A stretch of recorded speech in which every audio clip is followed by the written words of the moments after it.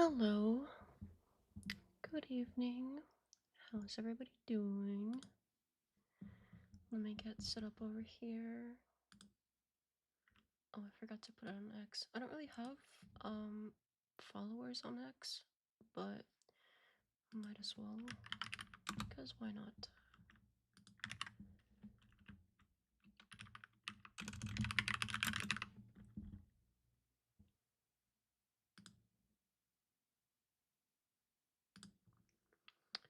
Okay. Now, let me get my chat pulled up here. Hello, Phantom, and thanks again for asking this to date wars MDD.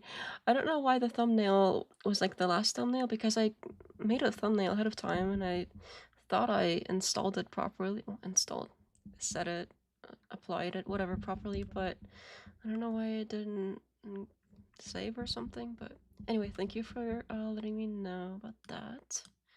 Hopefully it's fixed now, so it's a little bit less confusing. And hello, Trusty Peko? Trusty?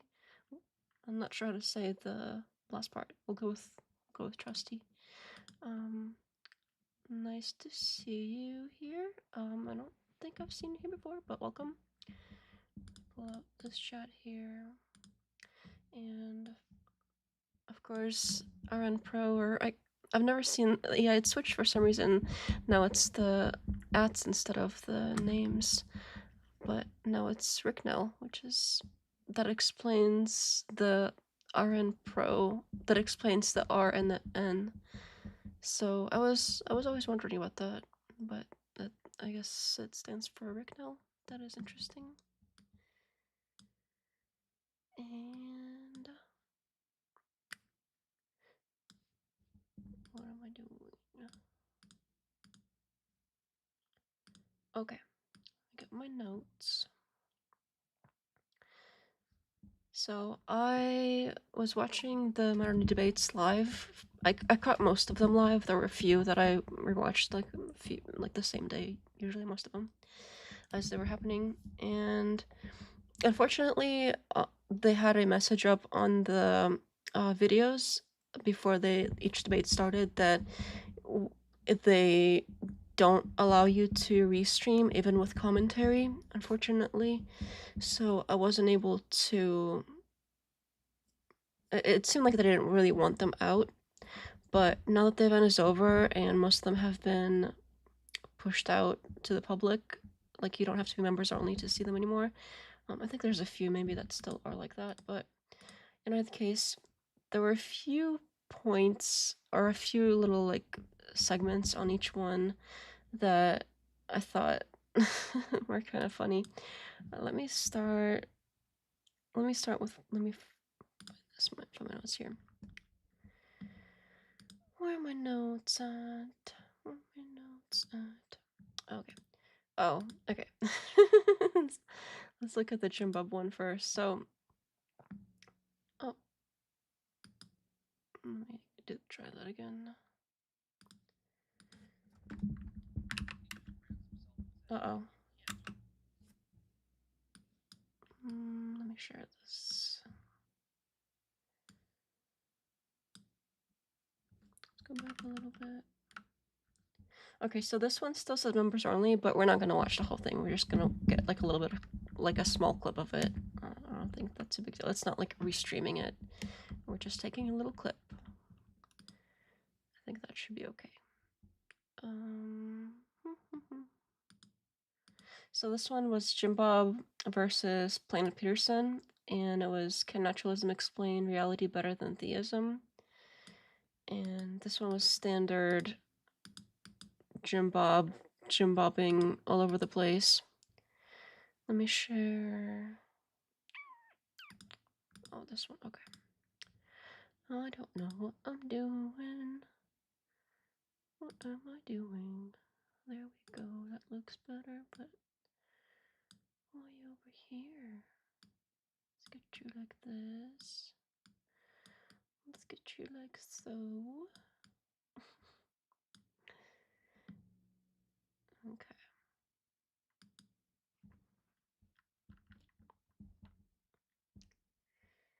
Oh, somebody's hair is in the picture. Anyway. Make sure this sound. We got sound? Good. Okay. So this was, I think this is part of his intro statement, and it was all like blah, blah, blah, blah, blah. And I'm just gonna see I'm doing it. I'm just gonna play a little piece of it here. Scientific things to even do science.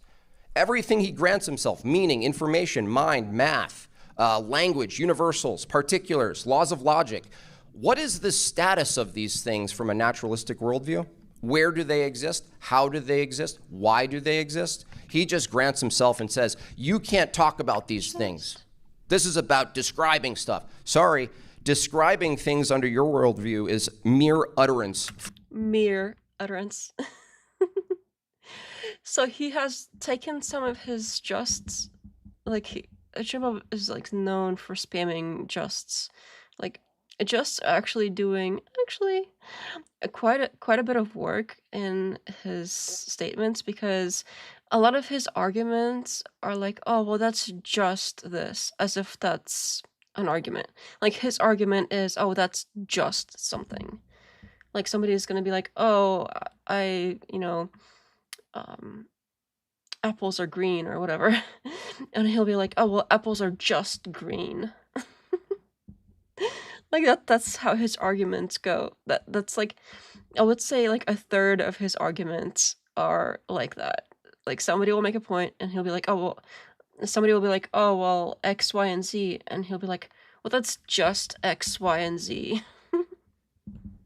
Like that's his thing. That's kind of what he's doing here, except he's suddenly using like merely. And what is this like utterances thing? Like utterances. What? That's not even the first time I've heard him say this, like, see, why don't you just say or words or speech? Like, what are you talking about? Utterances. How do you, somebody uttered something. Why? I don't understand. Is that some kind of, is there, maybe there's some kind of special like philosophy thing where you say utterances and that makes it super meaningful in some way, but it sounds so out of place in everything he's saying. It's like, it stands out. Mere utterances.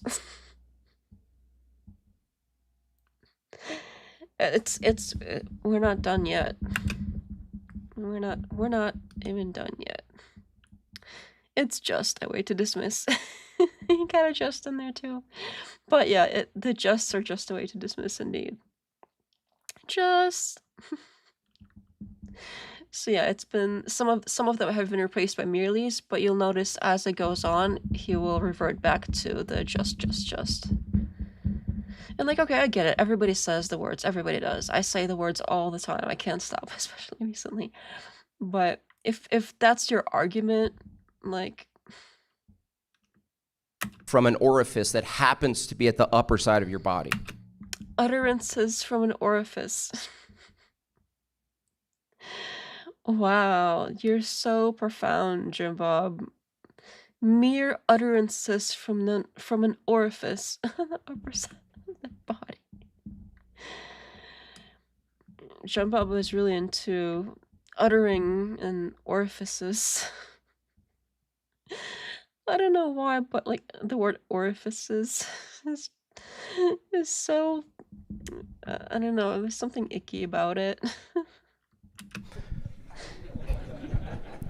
Actually, ontologically, no different than Actually, ontologically, this is like word salad of all of the things combined, like all of the rhetorical things. It's so dense in those things. It's like soaking in their rhetorical, like common little things they do, like, oh man. Honestly. But he has another problem, because if you do a methodological naturalist view, you're also holding a type of ontological naturalism as well, or metaphysical. What? They're trying so hard to sound smart that they're... Okay. I guarantee that most people that listen to this stuff don't know what that... Like, when they like spit out word salad like that, nobody knows what that means. Like, somebody, even people that know what the words mean, you have to like sit there and think about it. Okay, here's what he's trying to say. Like, why not speak like a normal person? Why not, like, obviously these debates are meant for like the common public. They're not meant for like a specific group of specifically like philosophy nerds. These are for the public. So if something is meant for the public, making it like obfuscating it on purpose is... It makes you seem like a prick. It screams like, I'm so smart, please think I'm smart. I use big words, and I use big words that you don't know what the big words mean. You have to think about what the big words mean when I'm saying them. That means I'm like so smart, and my points are like so good, because the words, they're like so big. Oh my god. The orifices and the utterances and the whatever else he was saying. Who talks like that? Physical naturalism, which is the belief that all of reality is composed of natural elements. There is nothing that exists beyond the natural world. Sorry, you just denied knowledge and information. Where are they located? Where are these facts you speak of? What?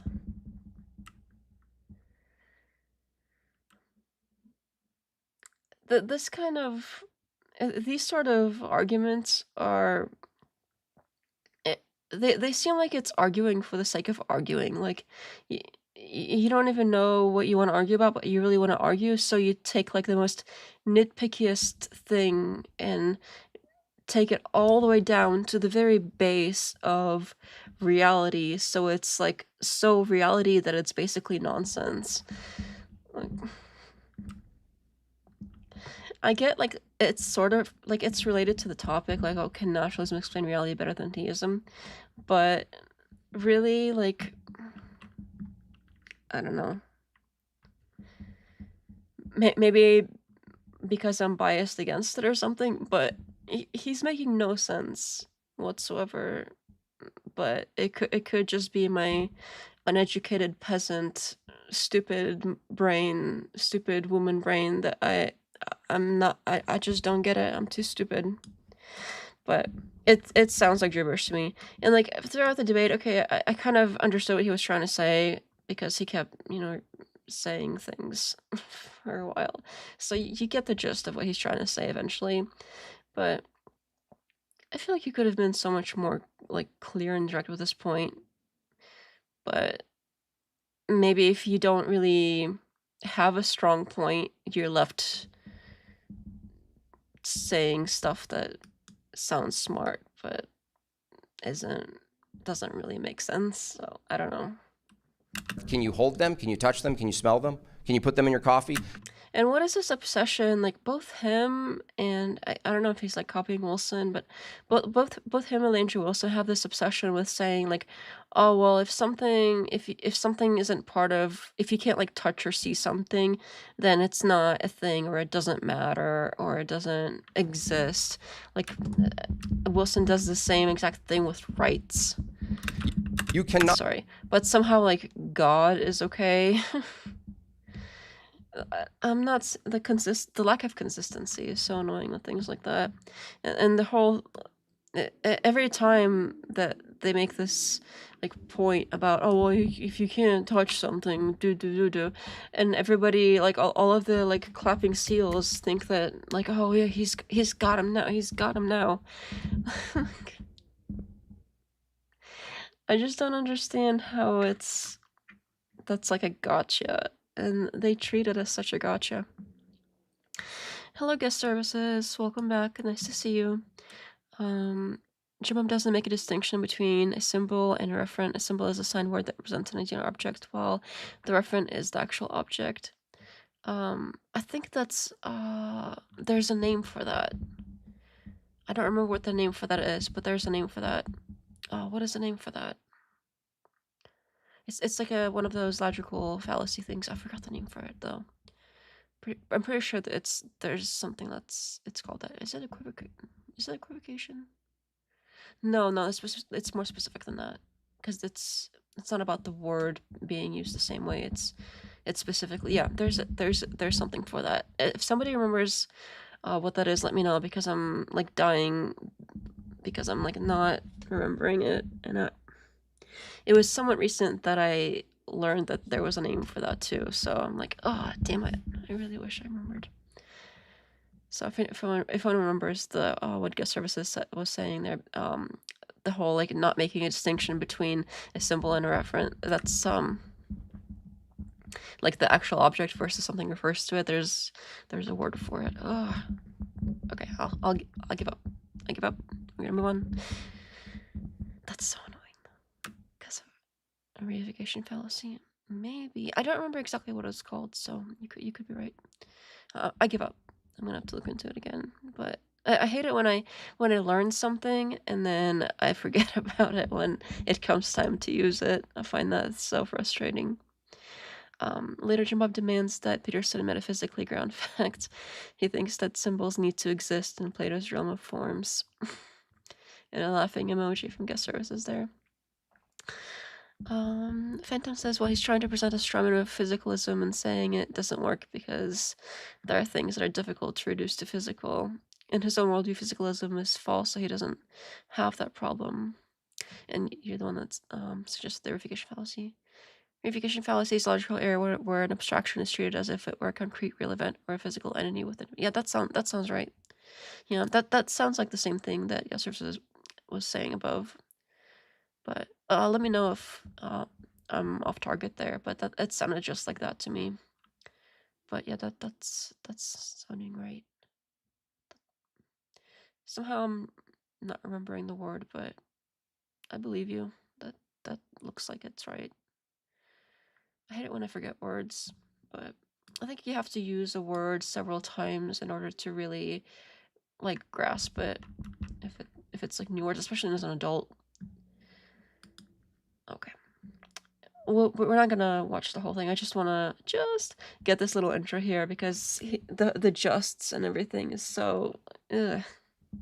It's so very like exactly how he does his debating all the time. It's basically it's so exactly like him and all of the little tricks and nonsense that he does. It's basically like it can stamp, like it's JimBob's stamp of like every debate. Like, oh yep, that's a JimBob thing. Not. So little like stamp of annoying JimBob debate tactic things. Can you hold them? Can you touch them? Can you smell them? Can you put them in your coffee? You cannot. So he's actually appealing to a bunch of things that he would argue have to either be non-existent and illusory or supernatural. That is to say, I'm not talking about ghostly. I'm talking about above nature, something that's meta nature. It also denies truth itself. He's here arguing for the truth, and he has no ontology for truth. That doesn't make any sense. In fact, any proposition or utterance he makes. What is with this like utterance thing? That is so weird. He has no ontology for truth. Is merely it's epiphenomenal. Merely, see, he's replacing the justs. I think he's like consciously doing it because it wasn't just me that called it, just me that called him out on it. There were other comments in some of his debates, especially where he's like really heavy on it, where other people were saying it too, that he like spams justs in his arguments, and that's like he's using the just as his arguments, and he spams them like nonstop. He's just. And I never feel like I fully grasp words. Says for them. Hello, Trusty. Has he thrown out the line about talking being the same as farting yet? No, not yet. We're only doing this little clip here because this one is to members only, so that they don't want it like restreamed. So we're just taking a little clip. Phenomenal from his mechanical device. That's why he wanted to make sure that I can't attack determinism, because he knows under his worldview, if all of Oh, it's looking all weird. our beliefs and utterances and counters and arguments, if they're all determined from a strict mechanistic body that we have no control over, how does he know which is true or false? There's nothing there. It's just matter in motion. So he comes here holding a view that he's strict matter in motion and I'm strict matter in motion and all of you are matter in motion. There's no persuasion. There's nothing being argued. There's just utterances in space. Just utterances. Space and time. But then he grants himself, no, we can evaluate the utterances. No. Evaluations under your view, Peterson, are just more being all weird now. I don't know what's up with that, but yeah, I don't want to play too much of it because I don't want to upset the modern day debate people. But we'll wait for it to be open to the public if we come back to it and do more of it. But I did want to play that little part to kind of show you what's going on, and it keeps going. Like he does the just thing. Oh, that's so and so. Oh, that's just so and so. Like, okay. Plain Peterson posted a debate. Did he really? Maybe he means just utterances as in their fair utterances or utterances of justice.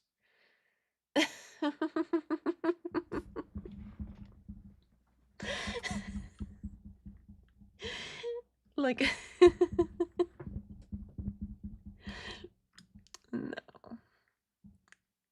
I don't think so. I don't think that's where he was going with that. But you never know. You never know. It's all gibberish to me anyway, so might as well be. Okay. Did he really post it? Maybe we can come back to it if there's like a Planet Peterson version out to the public. Maybe we can if there's more other parts of it, but for now there's a different one that I wanted to hit real quick. Let me switch things on the back end here. Pull things up.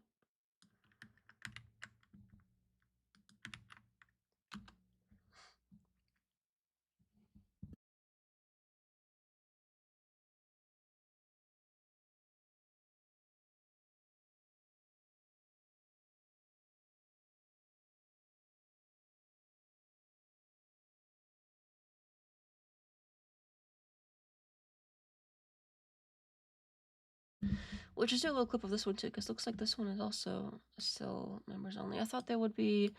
They said that. Hang on. Gotta blow my nose here in a bit. Getting all stuffed up. Freaking thing. Probably got cat fluff in here again. They said that they would be making them all open to the public throughout like the week following the event, and it's already been a week, so I don't get it. They don't seem to be doing what they said, which I find odd. But I get it. Maybe they want more members only money or something to come in. But they did say they would be making them public, like within. They would be dropping them like a few, like all throughout the week after. That made it seem like they would be done dropping them by the end of the week after. Facts are supernatural. Does JimBob draw happy faces and facts like a child's drawing of the sun? Asks guest services. Oh, you shared their link to Planet Peterson. Okay, thank you. Yeah, maybe we'll come back to it in a minute here. Hello, Duck. What's going on? Much in the public. Okay. Yeah, the Islamish Christianity. Yeah, it seems like they released some, but not all of them. And I thought they would all be out already. But we'll get the little piece of it here. We're not like restreaming the whole thing, so I don't think it'll be a problem. Oh, I got hiccups now too. Wonderful. Okay, so this is Rachel's whole oh, if all the men disappeared tomorrow, it would be awful. But if women disappeared tomorrow, everything would be kind of whatever. I'll let her say it. But this is a common, like, it's not her idea. It's not like her original idea or anything. This is something that Wilson repeats. This is something that all of the Crucible people parrot. I'm pretty sure even Brian from the Whatever podcast has said the same thing. All of that crowd says this constantly, and it's such a stupid thing to say. Or even setting aside the fact that, like, women are the ones birthing the children, so society would collapse. Well, if men disappeared, technically women could still restart society going by using the sperm banks that exist. So the idea that it would be the other way around, that like men would be the ones that would be fine and women wouldn't be able to carry on like that, it is so stupid, just based on that fact alone. But setting all of that obvious stuff aside, right? Let's Rachel speak for herself. Our favorite feminist, Rachel Wilson.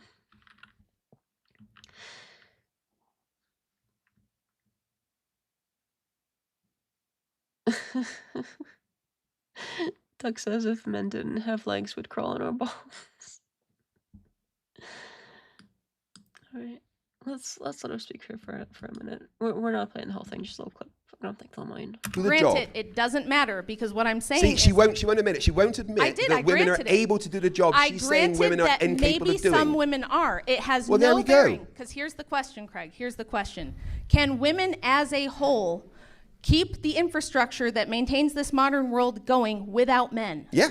No, they can't. Why not? Well, you love science, right? Yes. So scientifically, let's think about this. If tomorrow all women disappeared from planet Earth and only men were left, how do you think people would do? Do you think that they could keep electricity going? They could keep food supply lines up? Honestly, most men are pretty stupid, and we'd be dead in a few weeks without the women.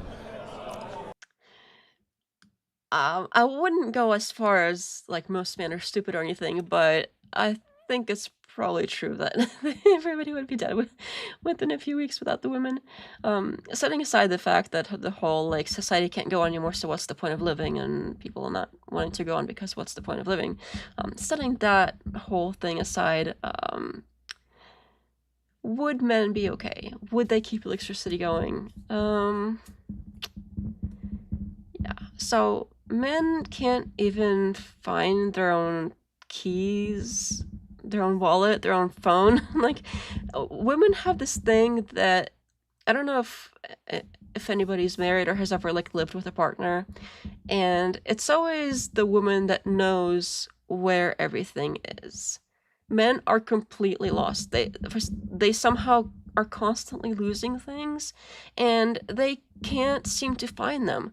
They will look in a cabinet for something, and they'll be like, honey, where's blah, blah, blah? I can't find a blah, blah, blah.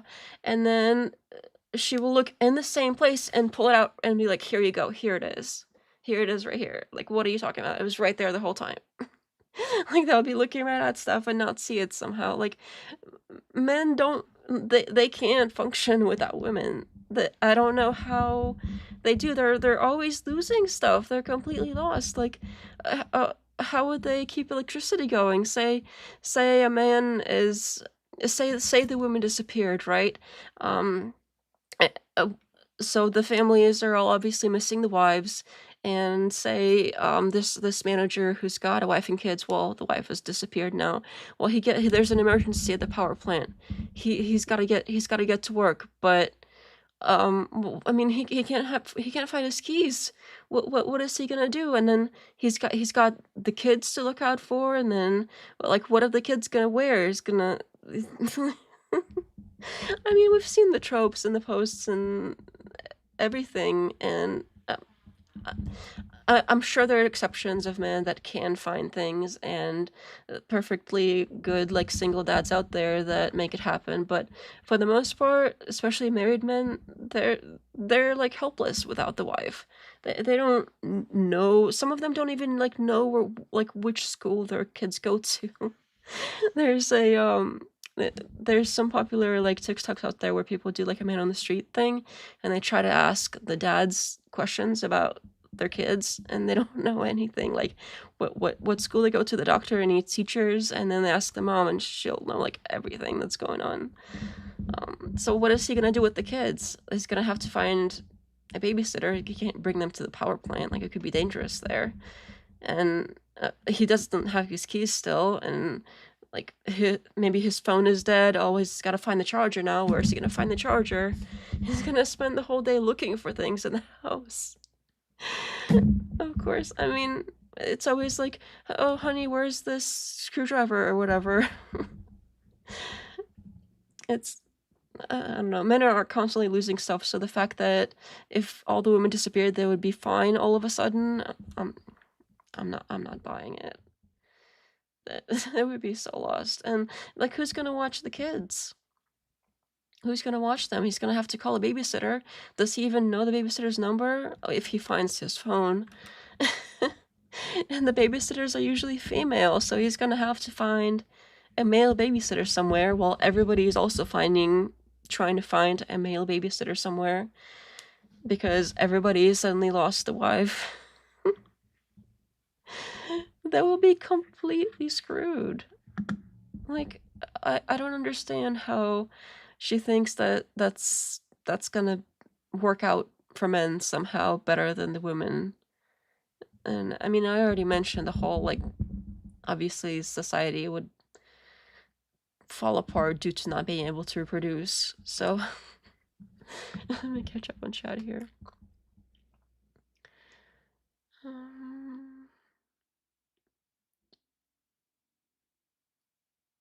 Looks like you guys are having a little metacognition,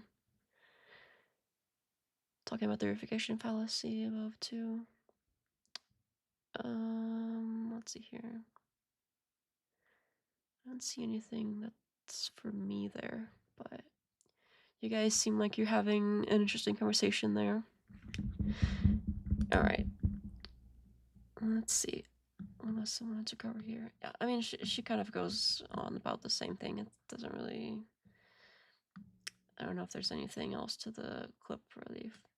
Let's just give it a minute. But I think that's pretty much it. She's like, oh yeah, the men are gonna be fine and the women are gonna be screwed, and... Okay. Wow. Come on, every husband here knows for a fact that their wife has kept them alive, and you can't argue with me. I didn't know I was debating like the final boss. That's probably true. And isn't it also the case that statistics say that if men who are married live longer, while women who are married live shorter? And then men who are single don't live as long as men who are married. So I think there's something to that. I think there's definitely something to that. Is that Scraper Rachel? Says Duck. Got Rachel over here with her hot takes on how women are so helpless and this and that. But earlier I was on I called in to Dusty's panel earlier today while I was working on something here. It's like, oh, I'll just go in, and it came up somehow, like the racial and feminist thing came up, and I actually sent over to him a while back. I was doing some research, and there's something Rachel wrote, like a book or something, and I was looking into that kind of a little bit, and I came across some of her, she had like a Patreon, and I came across some posts that she made in the Patreon, and I was like, some of this stuff doesn't seem to fit quite with the whole like trad thing and that they kind of sell themselves as, but I wasn't really sure, and there was a lot to read, so I didn't really want to waste my time reading her gibberish. So I took it and I pasted it into ChatGPT, and I asked ChatGPT to analyze the blog posts for me to see, like, is this like a trad con, or is this like a feminist thing? Like, what's going on there? And it came up with some interesting stuff. We read it earlier on Dusty's panel, but I mean, it's just, since we have her pulled up here, might as well pull it up. Let me, because I took screenshots of it, I might as well pull those up. Let me figure out how to do that. Because I posted them in Dusty's journal. Yep. Okay. Get these.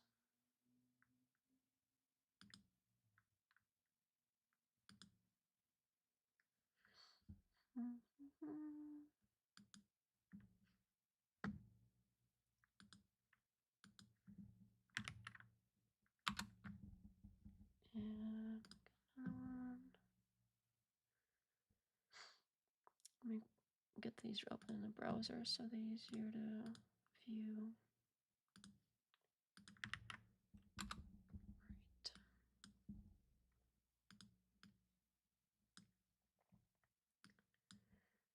See that okay?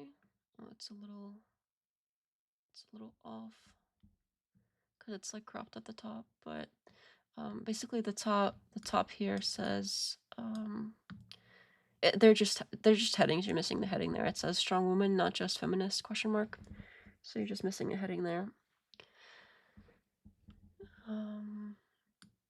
Yeah, so this was the result of the like AI analysis on her blog post. It says she repeatedly frames herself as strong, tough, and even ambitious, smart, and had a lot of potential, could do anything, wanted to be on top of the world, running things with Beyonce and other cool girls. And these are all direct quotes from her blog. It's me doing the bunny ears. And this is the same narrative as a feminist empowerment story, just redirected. She rejects feminism but uses the same values such as strength, ambition, self-actualization. She just rebrands them as Christian/trad. And then it goes on to say that she openly says she absolutely loved She-Ra and Wonder Woman and idolized strong women. No shade thrown at those heroes. She just says she later learned a different lesson. If you're reading strictly trad, that's a weird flex. Those are pop culture feminist icons. Let's go on to say her origin story, living with her boyfriend, planning a career, not caring about marriage, thinking stay-at-home moms are naive, is exactly what social conservatives criticize as modern or feminist thinking. It's I used to be a feminist, then I found meaning in tradition arc, but it undercuts the idea that trad is her natural state. And then she brags about being a certified firearms instructor, teaching men and women, and being a strength athlete with impressive numbers. She even says she teaches classes on weekends. If she really believed women should be exclusively at home and dependent, this wouldn't fit. She's living a pretty empowered and public life. And then she says, I am not an independent woman, but the actual story is all about her being resourceful, proactive, resilient, and multi-talented. By the normal definition, she is about as independent as it gets, just attached to a family. Her ability to stay at home was only possible when her second husband stepped up, saw her value, and did the extra work to make it possible.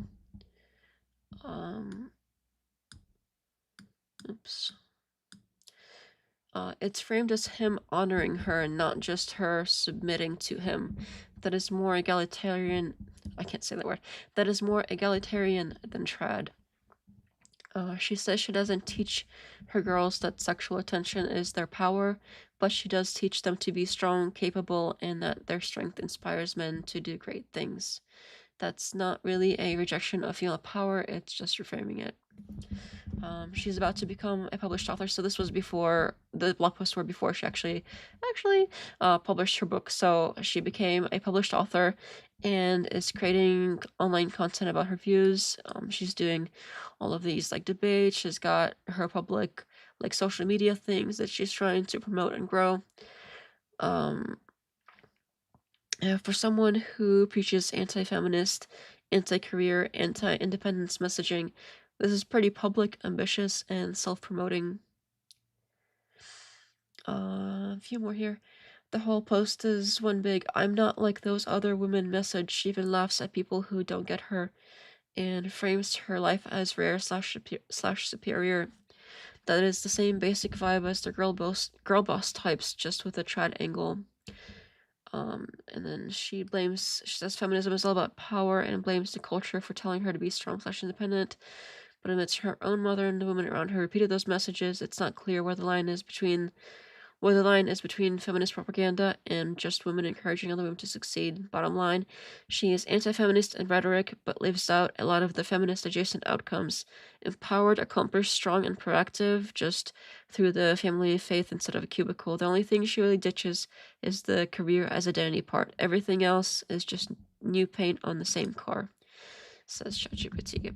So, yeah, it seemed like most of the blog post was her like really like bragging about how she's so accomplished, which isn't really like independently accomplished, which isn't so like trad. But anyway, that's where we're at.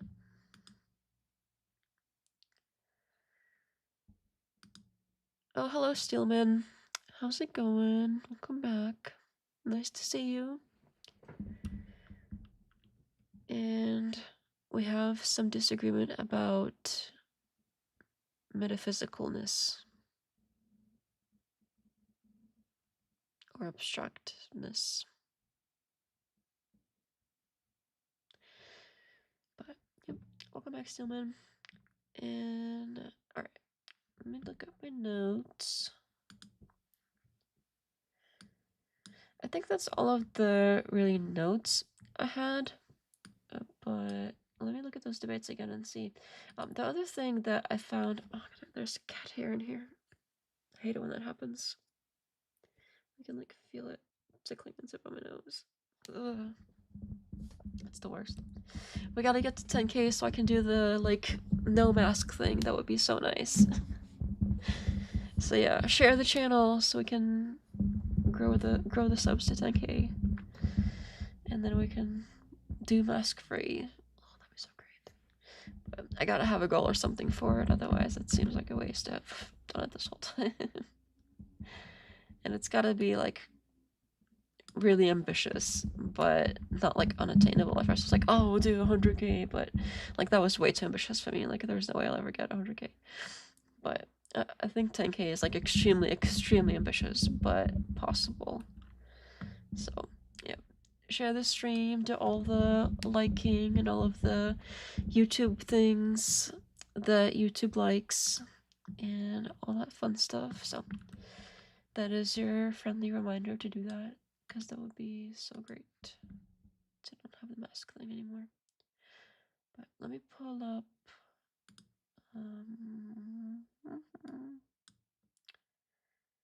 minor debates.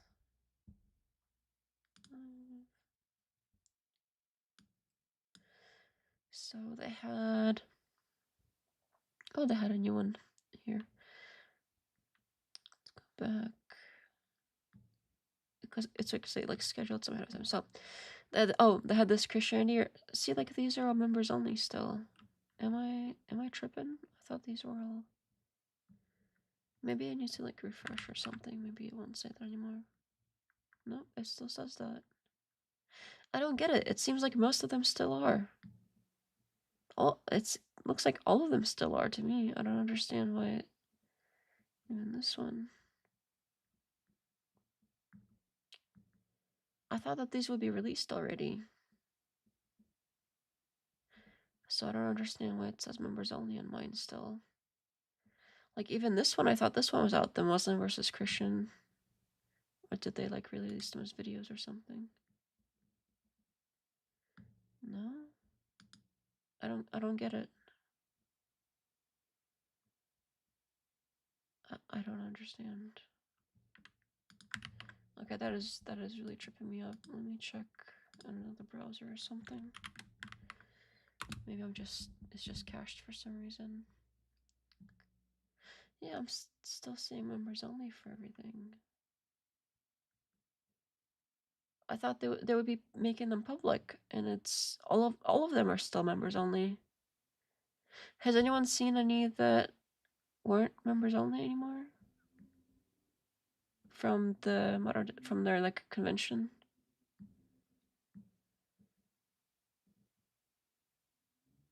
Because every single one is still members only to me. I don't get it. I am so confused right now because I thought they would be changing it to public. Anyway, Rachel Wilson versus Pikachu public. Yeah, but it's not. It's showing members only too. So I don't understand. Yeah, so maybe they switched it back. Because I thought I saw them public too. Like I thought I saw them switch to public as well, and now they're not. I am so confused. Okay, well, anyway, just a little recap. I think one that I found interesting was this the atheist versus Christian one. Let me trigger memory. In the spirit of Now enter into the I don't understand why it still says members only, but let's catch up real quick. I'm not gonna watch the whole thing. doing stupid shit like this. you Like, made you're a claim. You turning said this you don't into live a under clown- authority. Conservative cultures have tirelessly worked. Humanity must be recognized through education and their nature and their natural capacity for motherhood. Humans cannot exist without women, and their contribution is both vital and sacred. Yeah, even he says humans cannot exist without women, and Rachel had the freaking brain smarts to go and brain smarts. She had whatever it is that was going on in her brain that is so exceptionally smart that she went and said that men would be fine without women, and here he is, like, one of her buddies saying that they can't, like, you gotta be a special kind of stupid to think that one gender can survive without the other. That is idiotic.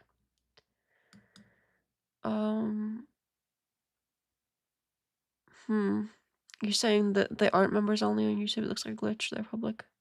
That's interesting. Oh, thanks for telling me that. And also welcome, the thorn in my side. I haven't seen you before either, but welcome. Nice to see you. And thanks for letting me know. So if this one isn't members only, then it should be fine to play it, because this was one of the first ones that came out, so I don't see why. Yeah, if it's just a glitch for me, then I think it should be okay. In the name of progress, justice, and the continuation of humanity, we advocate for the responsible cultivation of this resource. And what does my opponent advocate for? Well, what you're going to notice throughout the entire course of this debate is that he will advocate for measures that are low time preference, meaning only good for the here and now. Autonomy. This is something else. It seems like this is, I think this is Jake. I think he goes by Jake Rattlesnake, and he's got a pretty large platform online.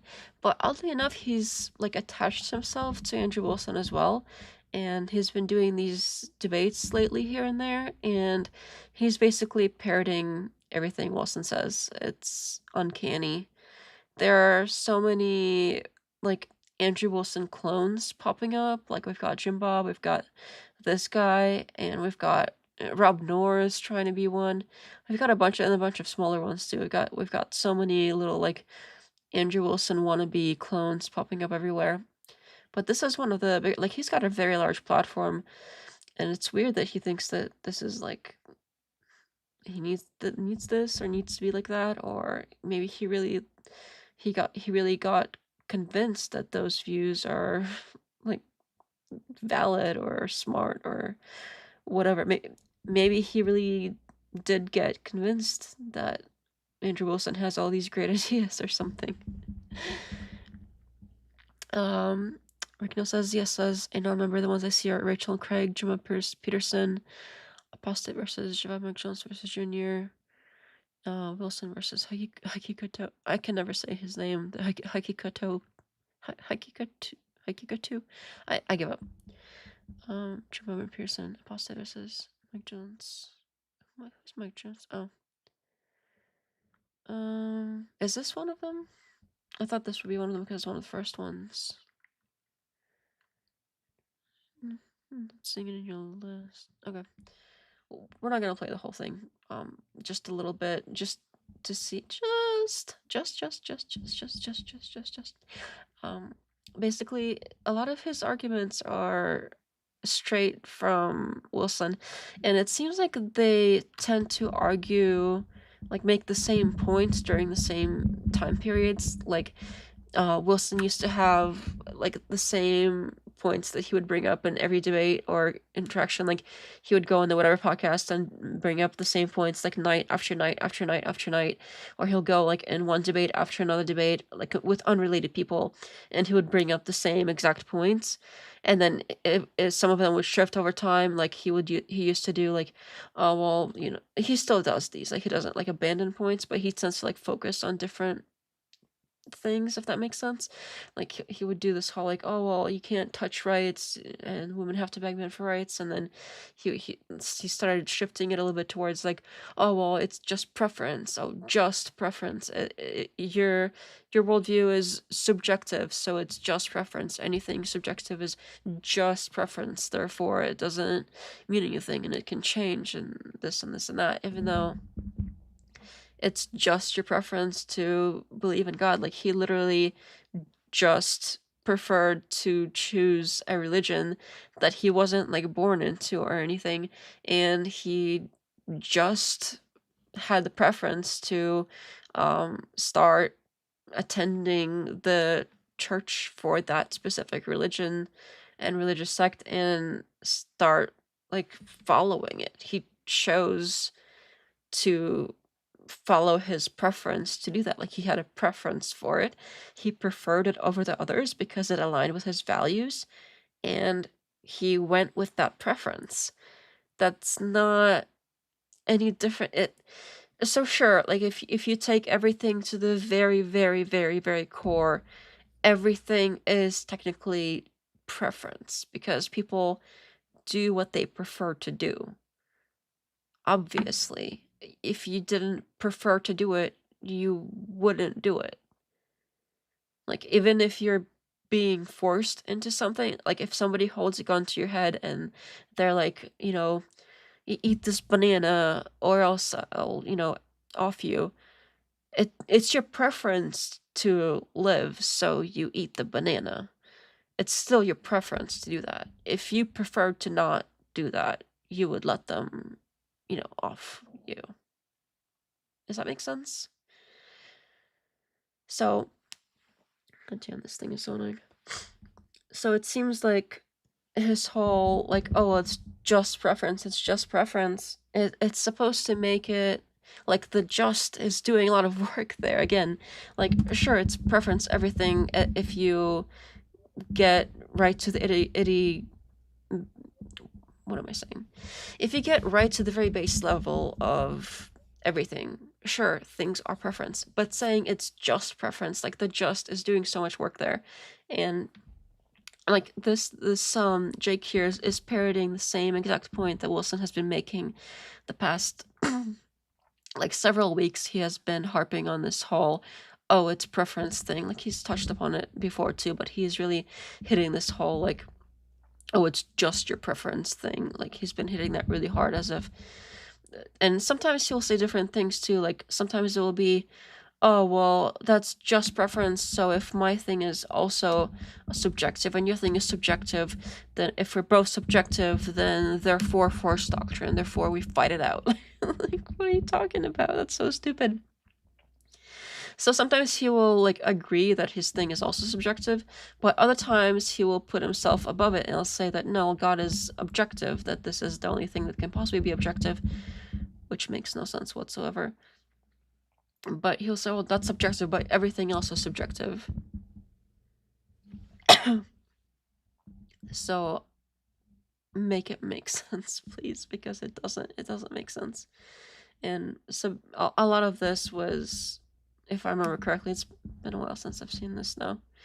like a whole week of other content in between this and now, but it's basically that argument that he's copying.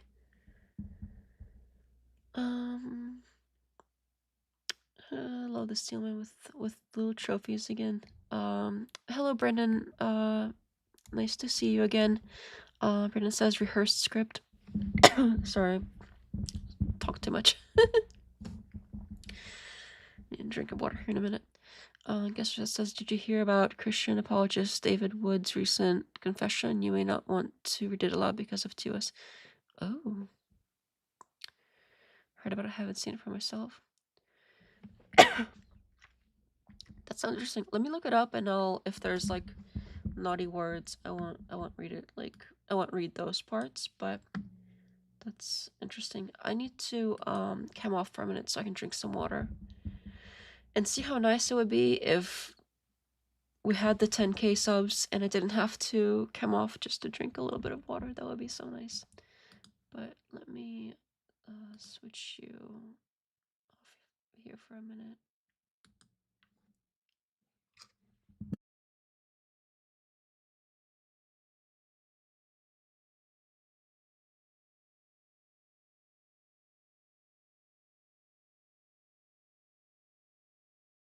Oh, is it the subject itself? Oh, let me take a look 1 second.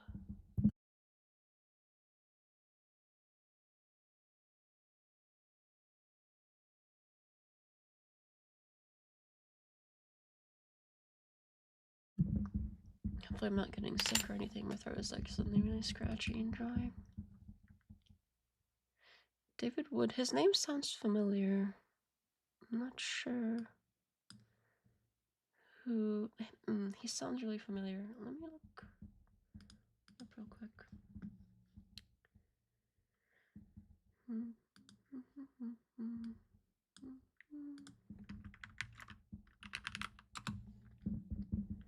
That sounds really familiar, that name.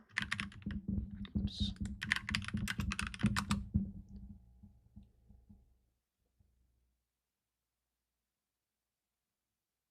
Oh, there's videos about his confessions.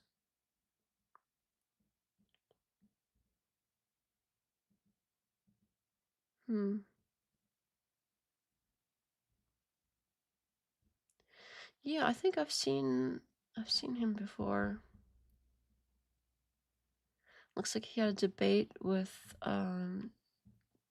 the Hikikato guy, the Muslim. Oh, he admitted he's a PDF file. That's interesting. Yeah, I'm gonna have to look into that offline. It looks like there have been videos made about it, so it seems like there is like a way to talk around it, but that is quite messed up if that's the case.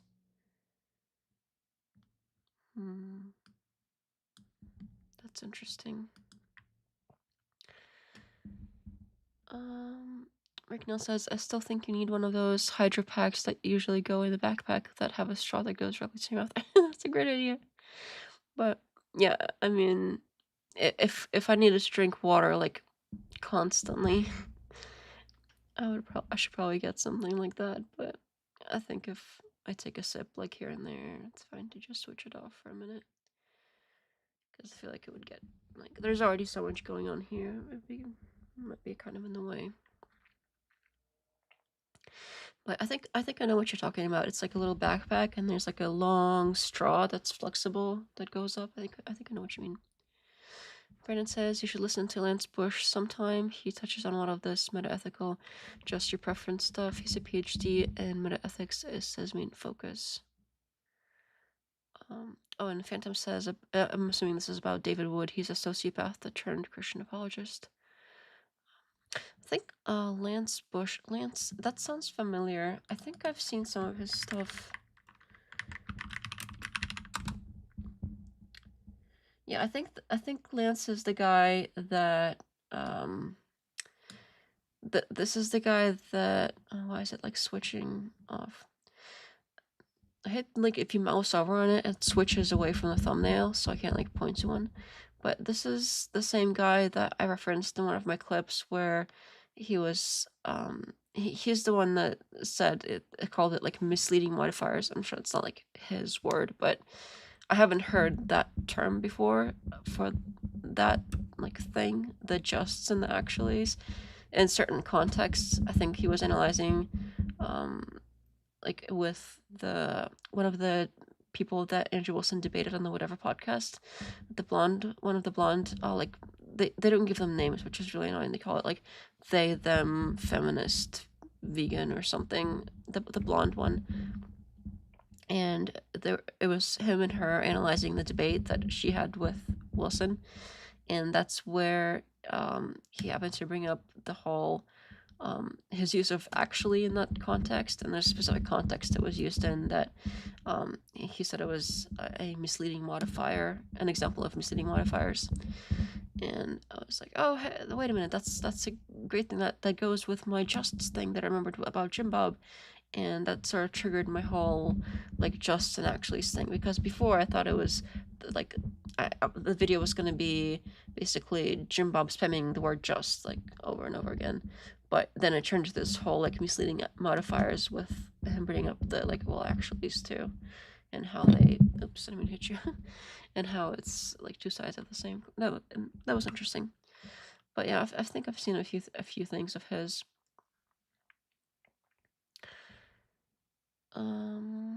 Guest services says Jake Rattlesnake is a number banana eater. What? I don't get it. I don't understand. What does that mean? Alright. What was I looking at? Yeah, let's skim a little bit here.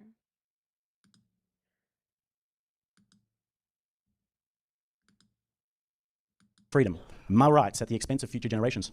I argue, within reason, for the responsible use of authority to prevent behaviours detrimental to future generations, securing long-term flourishing of humanity.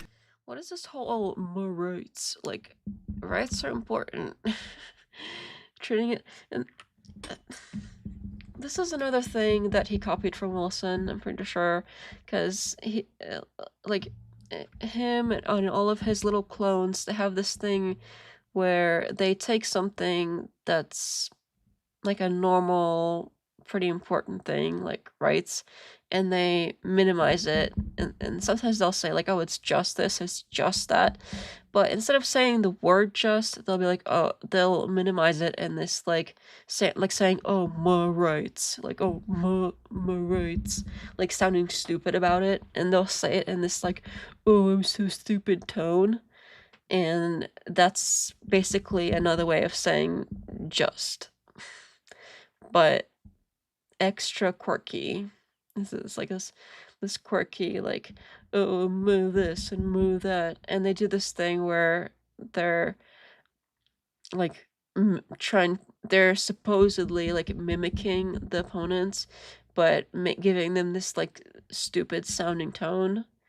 It's so childish, and a lot of times they'll, like, if sometimes it's like a stupid sounding one, like, oh, durr, like, oh, my rights, and other times it's this really, like, childish tone where they'll, like, it will be like a little sound like a little kid, and they'll make like a little kid voice, or like a little, like, squeaky. It is so childish. I can't see the word. It is so childish and obnoxious that, oh, there's cat fluff in here. I can't believe that people see that and they're like, oh yeah, that's a master debater up there. That's our champion. He's winning all of these things because he's making little voices and acting like he's all above everything, and they're all copying it. Like, this Jake guy here is like, oh, my rights. Like, it's all the same tactics, it's all the same arguments over and over and over, and it's sure, it's different people, so you get to, like, see someone different, but you get to hear the exact same stuff from all of them. So, like, what's the point of having more than one person if you're gonna be, like, intellectually speaking, clones. Don't you have any original thoughts? Or I mean, it can't be that Andrew Wilson is just so convincing that they literally repeat his arguments, sometimes word for word, and use all of his exact, like, rhetorical tricks as well. He can't be that convincing that all of that stuff just copies itself over, like, a stamping on all these other people. That can't be the case. Oh, X. Says Phantom. Brennan says it's just a rhetorical device and tactic sugar, not a critique. Yeah, a lot of this stuff is like framing it in a certain way as opposed to what it's minimizing it without really saying. You're right, it's not even saying why a thing shouldn't, like, matter. They're not explaining exactly why something should be minimized. They're just minimizing it, but without any reason. So it's, people buy it. People obviously buy into it because they're still, growing and cloning. He just said just though. I know. I keep saying it. I give up because the more I, like, pay attention to it, and I pay attention to it constantly now, the more I keep saying. So sometimes I just gotta carry on. Let's skip to, like, a few random spots here because we can't. I don't know if this one is out yet. And not Christian, that informed the worldview that I espouse, that I think is preferable. So I don't know what you're doing, but this is just ridiculous. I'm trying to understand your worldview. I think I'm being pretty good faith here. I'm trying to understand. So you're saying that your philosophy, Planet Peterson, is an amalgamation of... And also something else is, like, they're all doing this thing too. They're copying this, like, oh, you gotta barrage the other person with questions and you gotta understand their worldview and ask them questions about their worldview. But it's like they're really pushing it to stay on the other person. If the other person wants to, like, ask any questions or try to have, like, a back and forth, that's unacceptable, clearly, because it's always their opponent that's, like, on trial, even though, like, regardless of the topic, it's always like, oh, well, you have to defend your thing. We'll get to my thing later, but later never comes. Or they'll like, answer a couple questions, and they'll be like, well, I answered all of your questions and I have to answer all of mine, except they answered, like, 2 and they're asking, like, 500. I don't understand how people don't see this stuff. It's so glaringly obvious how bad faith and disingenuous all this stuff is, and they have all of these, like, really, like, loyal, like, creepily loyal fans. They'll go and, like, I see them in my comments. They sometimes won't even watch the video, or they watch, like, 2 seconds of it and they're like, I'm 2 seconds in, I already know this is gonna be stupid because smoking man bad or whatever. Like, I see them. They're everywhere and it's spreading, and I find it so disturbing just how many there are, like, how many people buy it. So somebody has to sit here and point out all of the ridiculousness of it. So that's what I'm here for.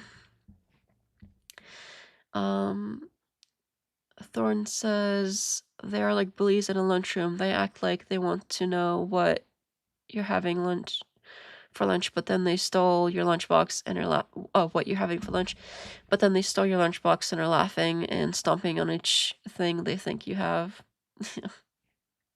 Pretty much. That's a pretty good description. And especially funny you bring up, like, the bullies thing. The thing about the bullies thing is, yes, they are absolutely bullies, but they're bullies in such an extreme, like, caricature kind of way of bullies. It's almost like they didn't grow up being bullies. They grew up being the ones that got bullied. But now that they're grown up, they're like taking it out on the world, and they're doing it in such a like cringe, like obvious way. Like as soon as I've hopped on like a few panels. Oh, sorry, I'm gonna hit you.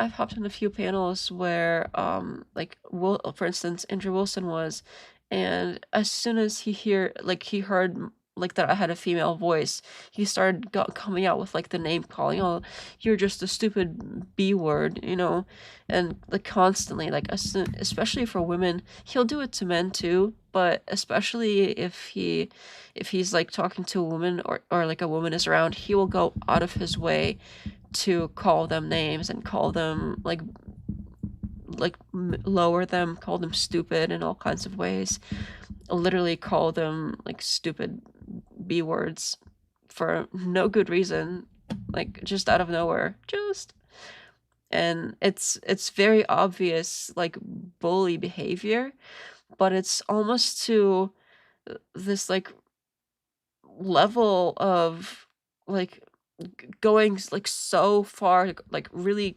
taking it all the way right away, like they're like it's almost like they're punching too hard or something, you know what I mean? It's almost comical with how far they take it, because like when he did that to me, I was like I was kind of taken back, like what the hell, but I didn't feel like, I mean, like when you're really bullied, it feels bad. Like you feel bad about yourself. You're like, oh no, well I'm so and so. Maybe I really am stupid and this and that. Like that's kind of the point of bullying, is like the victim feels bad about themselves. But I didn't feel bad about myself because it was so like so jarring and sudden. I was like, dude, what's wrong with you? Like I felt like there was something wrong with him, like because it's so they just take it over the top. It's like they're trying so hard to be bullies, and they really do seem to not like women. They have some of them more than others, like Wilson especially. I didn't know who Mr. E was until he was on a panel, and he started like arguing with me and doing all the same stuff. He basically, there's a few Wilson clones that like copy him, like all of his behavior, the exact same thing, calling me names the whole time, over talking, like literally just talking over me the whole time and screaming. Like these people need anger management. And like what you think, if you overtalk somebody the whole time, that then you've made a better point or something? No, you're just afraid what somebody else might say. You look scared. It's so ridiculous. But it's like you think it's like they're trying so hard to be bullies, and they are clearly like asshole bullies, but they're not making like the victim feel bad. They're just making themselves look bad. They're acting so cringe. But the odd thing is that they have this collection of, I've heard the term clapping seals, which I really like, of their loyal fans that don't see a problem with this behavior. And in fact, they enjoy this behavior. They like it. It's their favorite thing is hearing them like berating women, hearing them calling women stupid B words for no good reason. They like that. They really like that. And it's concerning with how many people like that there are, because clearly their audience keeps growing. And that is concerning. That is very concerning that so many people really enjoy that sort of demented stuff. Brandon Misa says in quotes, "I'm being good faith." Hello, Professor Hizzle. Nice to see you. Welcome. I haven't seen your username before. It seems like you might know Phantom. Thorne says, I've known people like that. They're locked in their own little worlds and really think everyone sees the world the way they do. Aaron says, the Mr. E thing was wacky. I feel like I subbed to you after that. LOL. Did you really? That's interesting. Yeah, it was... I felt like I was just sitting there minding my own business, and like I brought up like, hey, I have this thing I might want to debate on, and then he came out of nowhere. I didn't even know who he was. I was like, who the hell are you? And he acted like everybody's supposed to know who he is, and he's like the same as... He really takes this whole like the little bit of fame and influence that Andrew Wilson has, that Wilson himself loves to brag about, and he seems to take that and like wear it as a little coat. Since I didn't know that when he was like going off on me, but later I learned that apparently he like runs the Crucible channel or something, so he'll like be there in the background and he'll like be setting things up or something like that. So I guess he's like Andrew Wilson's little like butler or something. I don't know, that's kind of the impression I get, is like he's like his butler, but he's also copying him, and he's like taking it upon himself to like put himself between somebody else and Wilson, and like act out what Wilson would do. So he was going off on me the same way Wilson would. It was so cringe. And how he just kept like yelling and yelling and yelling, and as soon as I would start to say something, he'd start yelling over me again. So like, you know, it was confusing. Like there's blood sport debate, and then there's regular debate, and then there's screaming over a person. That's neither here nor there. Like, you're not getting anything out of that point, so it's stupid. But so much of their audience loves to see that kind of stuff, which is why they still have an audience, clearly. So it was weird. But yeah, I didn't know that was that you were from, you saw that, and that was from that. That was interesting. So I guess a good thing to come out of that, because I love seeing you in my chat. It's nice to see you hanging out. Thorne says they are so burdened with being so intellectually privileged. Professor Hizzle says, hey, I've been lurking for a couple weeks. Oh yeah, nice to see you. Okay. Well, welcome to the chat. Welcome to the unlurking, or that's not a good phrasing. Nice to see you unlurking yourself. Is that a thing? Unlurking? Like if you've been lurking and you like stop being a lurker and play more of like start being like a chatter, I guess. Is that a word? I don't know if that's a word, but it is now. Ren says he's Andrew's #1 mod, Reddit behavior. Yeah, I guess so. He's gotta be like, he's acting like some kind of butler or something. It was so weird. But a lot of them seem to be like that. They seem to like take this. They see the success Wilson has with like growing influence by basically being a dick. Like that's, like, let's call it what it is. The reason he has the audience that he has is that he is a dick to other people, and there are enough people that want to see somebody just be a dick to other people, and it's like a lot of the audience, I presume, is like they wish that they could be like that. They could, you know, tell off all these hoes and tell off all of the leftists or this or that and put them in their place and call them names and be a dick and act all like high and mighty and superior, and like, yeah, they wish they could do that. So when they see somebody doing that, they're like, yes, this is my champion. I will vicariously live through them as if I am there telling that leftist that they're stupid. And it's not even, the weird thing is, like, it's not even like a left versus right thing. It's them versus everybody else. Like, I'm not on the left, and I'm like a centrist, I guess. And it's, I get it. I get the brunt of whatever they're... It seems like it's really, like, women focused too. Like if there's some men that they treat like that too, but the women really get it. Like even the women that might agree with them politically on like 90% of the stuff, even some of the like conservative right-wing women, they will call them feminists like it's a pejorative. They're like, oh, you're a feminist and you're a feminist. Like according to them, everybody's a feminist. And like, what do feminists get? They get screamed at apparently and called names. So they'll label whoever it is feminist, and that gives them the excuse to go ahead and start calling them names and treating them like complete crap, regardless of who it is, regardless if they're a feminist or not. Like even if they're somebody that like goes against feminism, if they're like right-wing conservative women that are outspoken against feminism, they will still label those women feminists and start screeching at them. Yes, welcome to being a chatter. I just noticed those D's there. I have no choice but to vote left, says Professor Hizzle. That is interesting. I haven't been voting as far as like actual elections. I haven't been voting.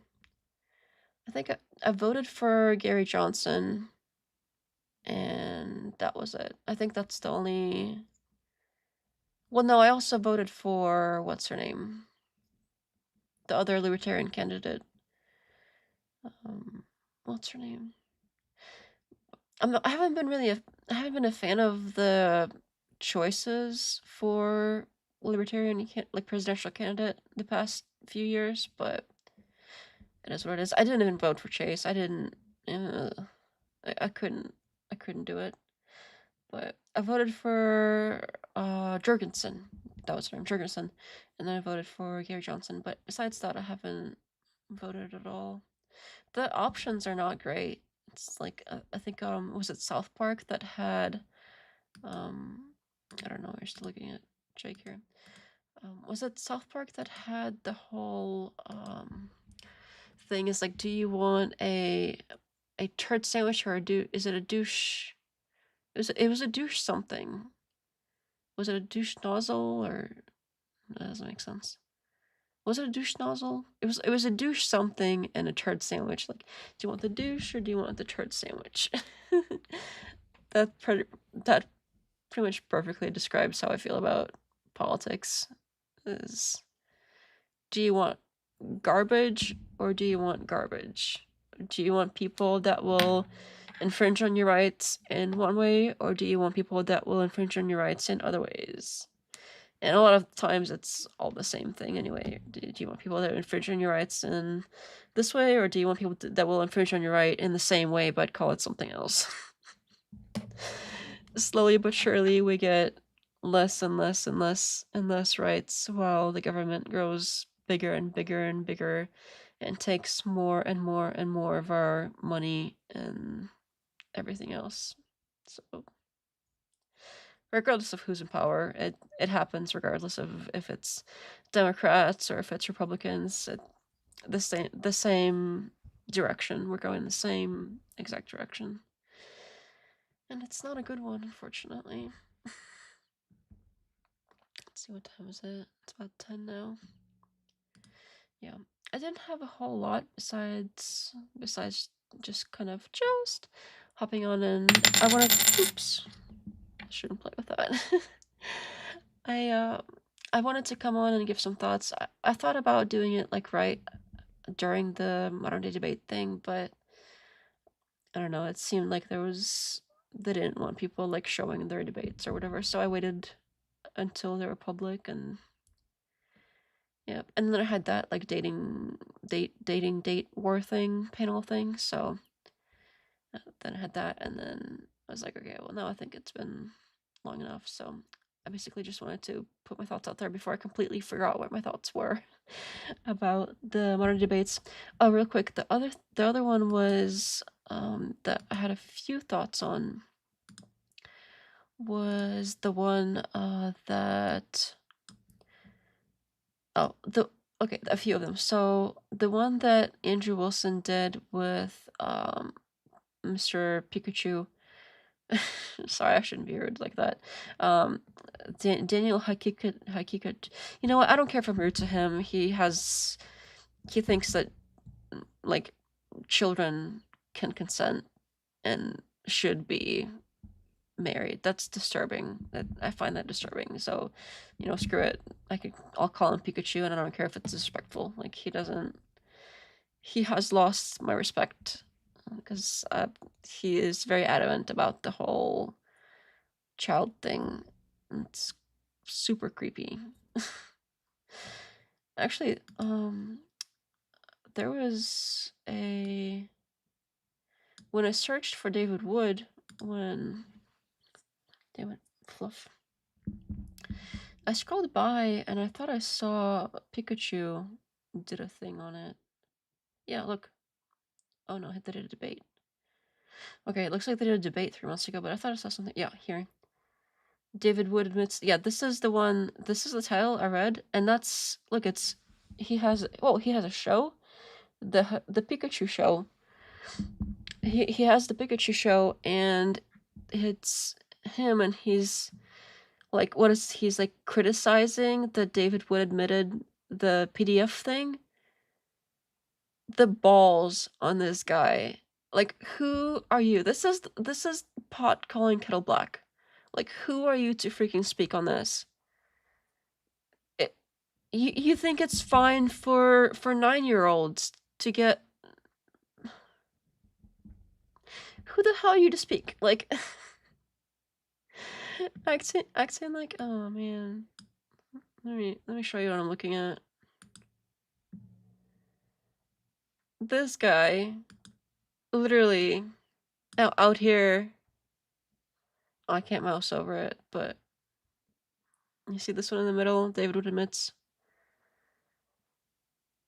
That's him right there. That's the same guy that had in many debates, not just one here or one offhand remark.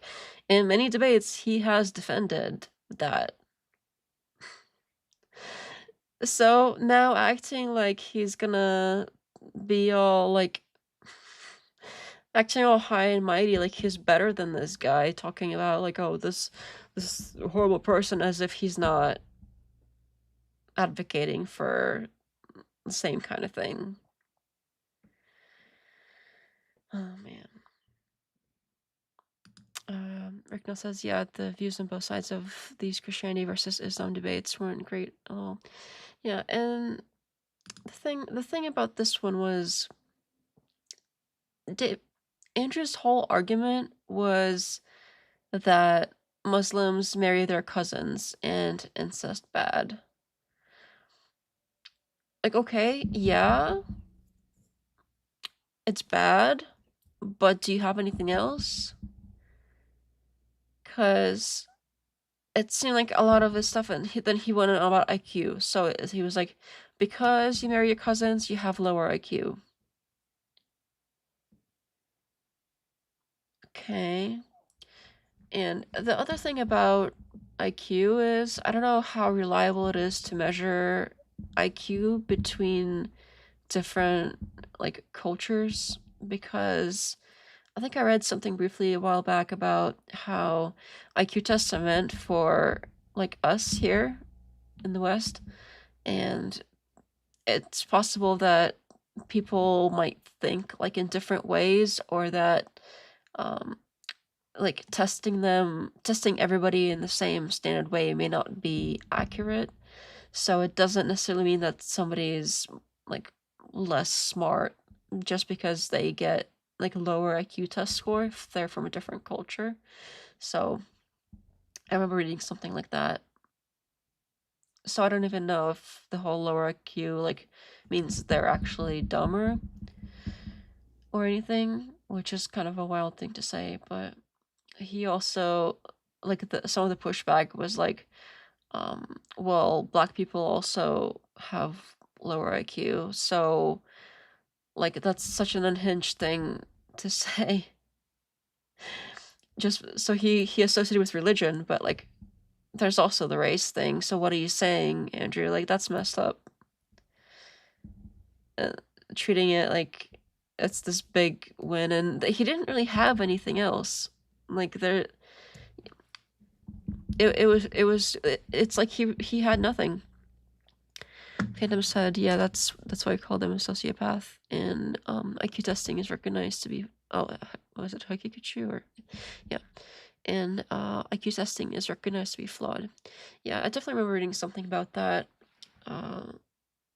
So that just right away, the whole thing doesn't really stand up to scrutiny. And then the whole thing was basically, oh, well, you sleep with your cousin or you marry your cousins. And that was it. He was like, oh, you marry your cousins and therefore like you. And I heard no other arguments. He repeated that over and over and over and over and over. And Pikachu there, he obviously I disagree with both of them. They're whatever. But he made some like decent points against him. Like the whole, since they both want women to have less rights, it's kind of weird that they're fighting over that. Like, one thing, if I was like, well, is it Christianity versus Islam? Well, you know, Islam means less rights for women, and Christianity seems okay with there being more rights for women.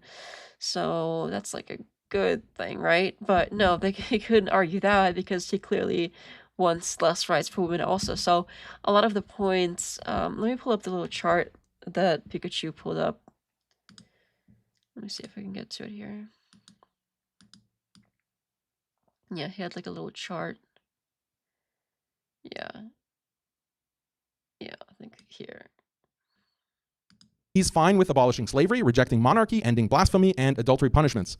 His conservatism simply draws an arbitrary line at a later stage, roughly 1950s America. But libtard progressives follow that same reform trajectory. Just a few stages or steps. Oh, I got a tip. Oh, it's from Hizzle. It says, keep up the fight, homie. Thank you, Hizzle.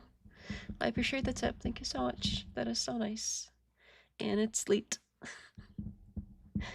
I like the elite ones. Elite tip.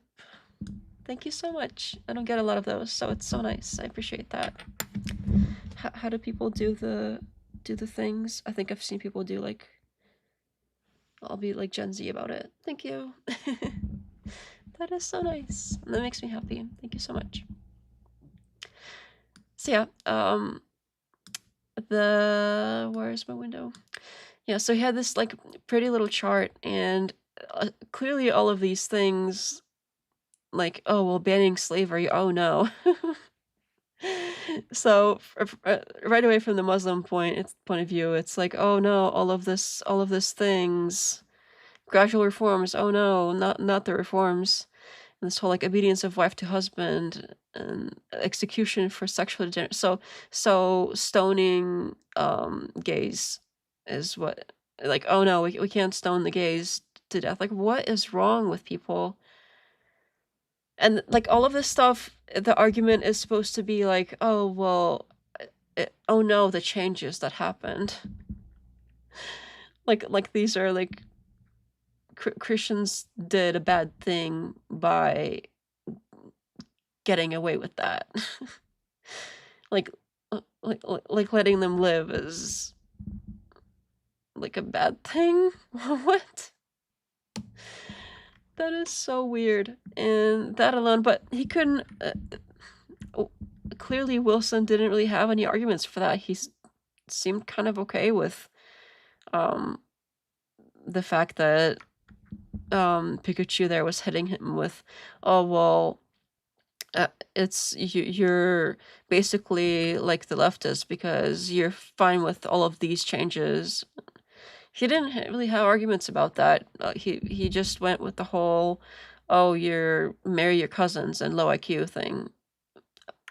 Really, I heard no other, the whole time, this is like almost 2 hours, I heard no other solid arguments, and even that argument isn't really solid. But yeah, that was basically it. like over and over and over, just hammering this. And Pikachu had like a whole presentation here. And he was like, limits on sorry, he had like all of these points, and all Wilson had was you marry your cousins. Like here's all the points where yeah, he pointed out that there was this whole slavery, monarchy, female subordination, you know, all the good things supposedly. All the lovely, wonderful things in pre-modern Christianity and Reformed Christianity, you know, no more slavery, no more monarchy. The females, they're not subordinating as much as they should be. All of the horrible, awful things. How dare there be no slavery? That's basic, like, and putting these as if they're all kind of equivalent to each other, like female subordination, slavery, you know, same thing. A little bit different, but same kind of deal, you know, it's all in the same pile here.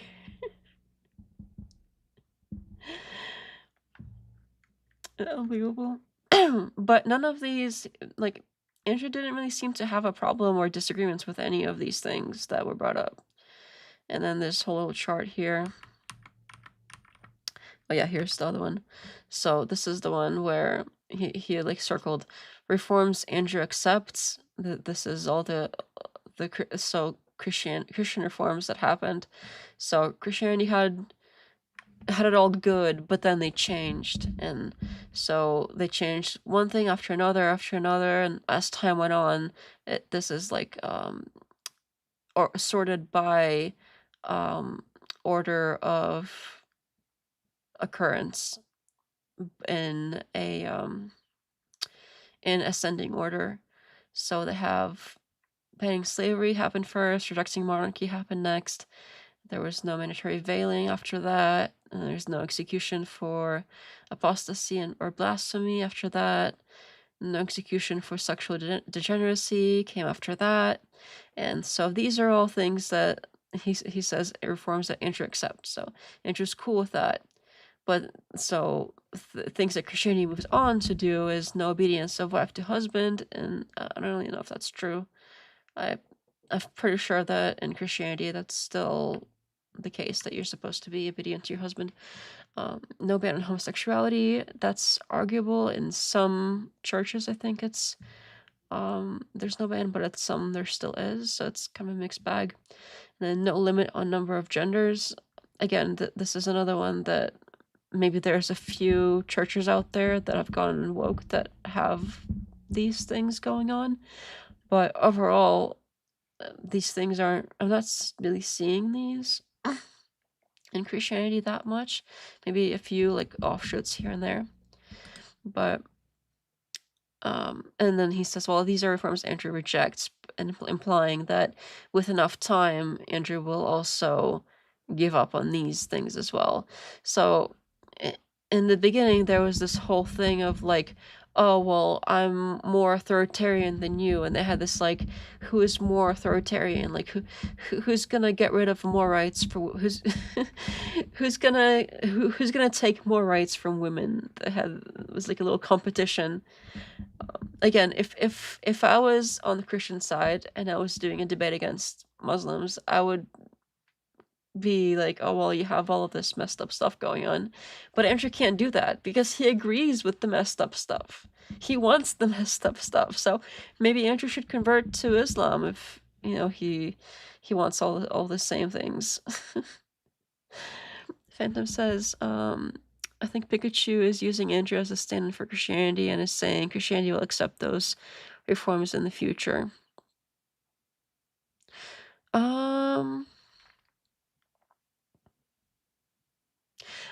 I'm not sure about that because it seems like this is like some post-Enlightenment Christian reforms that are, he's got like a list and then he's added the boxes around them. So he's like, these are the Christian reforms that are like going on, but I think he had like dates on some of them too. Let's see if I can go back. Yeah, so he's got like the last 3 here. The no obedience of wife to husband, no ban on homosexuality, no limit on number. These last 3, he's got like the 2000s here. The Y2Ks, I think we're calling that now. I always wondered what to call, because the 2000s sounds weird, because we usually say, you know, 80s, 70s, 90s. And I can even make a case for like, oh, well, the 10s, be like 2010, 10s. But now it's the 20s, not to be confused with the other 20s, like 1920s. So it does get confusing. But like, what do you call 2000 through 2010? Apparently we're calling it Y2K now, which I guess is shorter than saying the 2000s. So I do kind of like that better, but it still doesn't seem like it really fits with the others. Anyway, I'll get off my soapbox on that. Nobody cares. Sorry about that.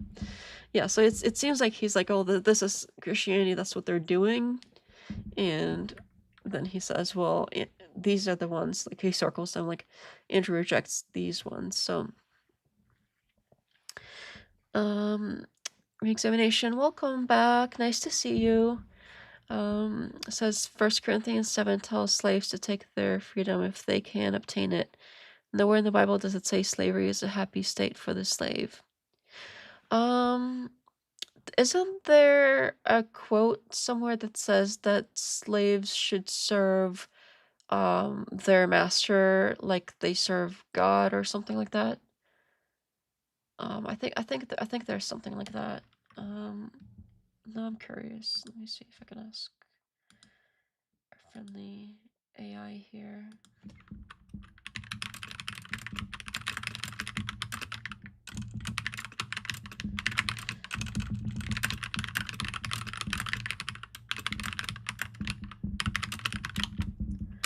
And then there's more about how if you have a slave, like sometimes they have these like temporary ones, like you have somebody for a few years, but if as a slave they you let them have a wife and they had children, and if after a certain time, sometimes you have to like let your slave go after a certain time. So if after the allotted time, it's that time is up, like you can let them go now. But if they had the family while the master still, like the master gave them let them have the wife and the kids. So if they want to, they can leave at a certain point, like if once their time is up, they can leave, but they can't take their wife and kids with them. The only way that they can have the wife and kids is if they stay and remain a slave for the rest of their lives. They commit to slavery to that person, to that master for the rest of their lives if they want to keep their wife and kids. And then they have some kind of ritual where they like do some physical marking on them or something. I don't remember exactly, but yeah, that's not even it. There's more than that somewhere. So that seems like there's more than a few endorsements for like slavery and what you should do in certain cases where like you have a slave and do this with them, don't do this with them, things like that. So I thought it was pretty clear that it did endorse it.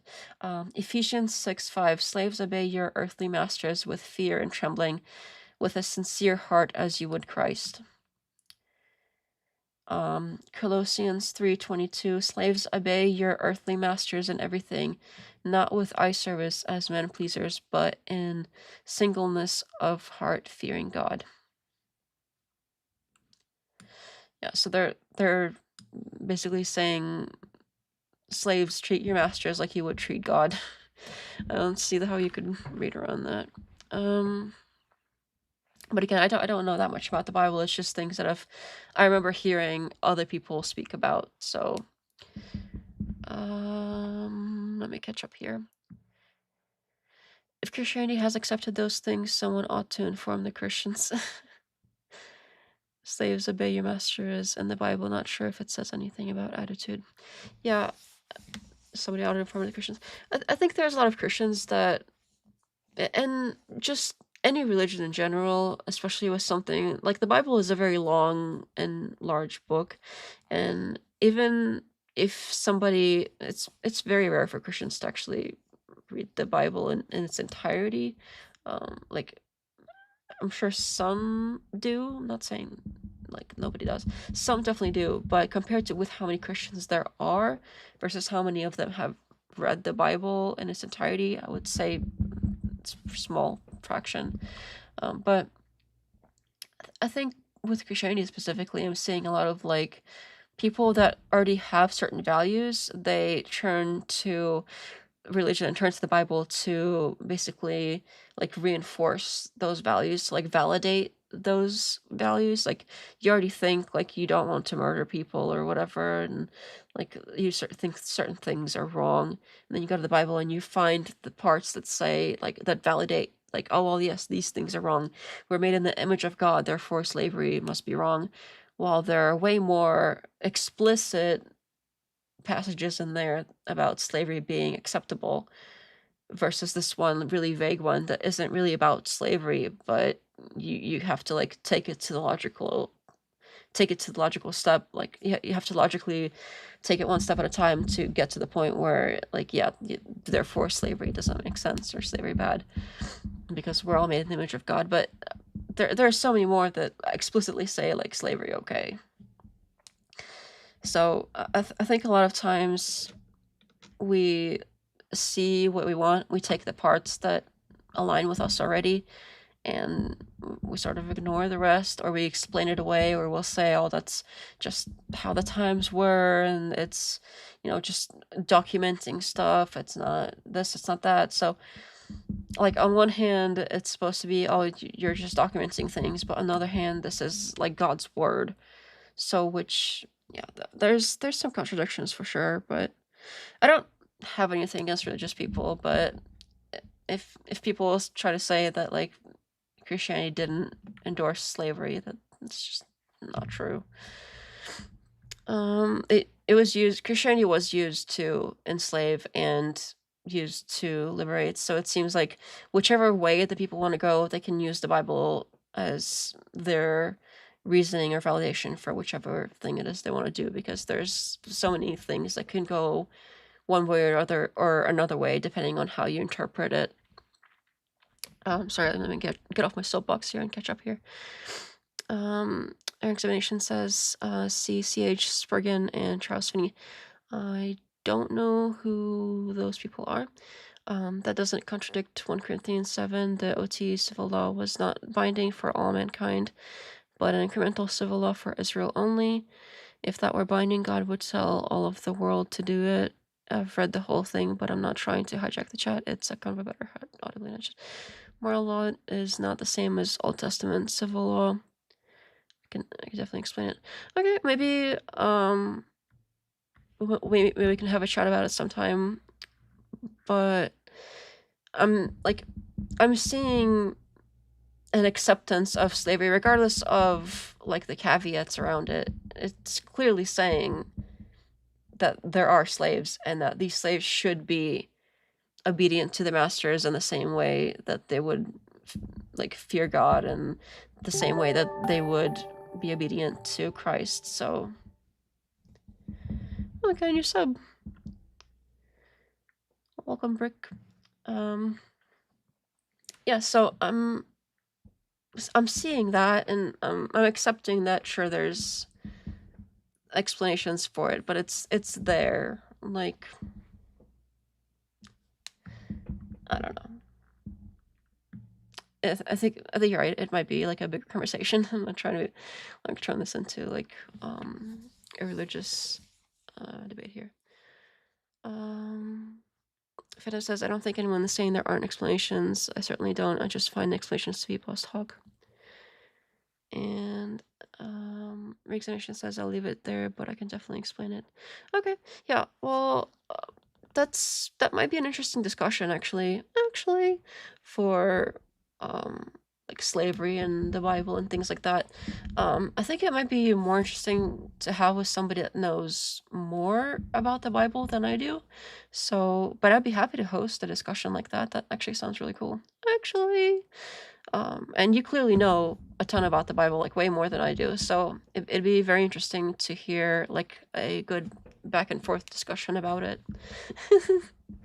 Just actually, hello Fuzzy Bee, nice to see you. Hello. Nice to see you. But yeah, I think that would be a cool discussion to have.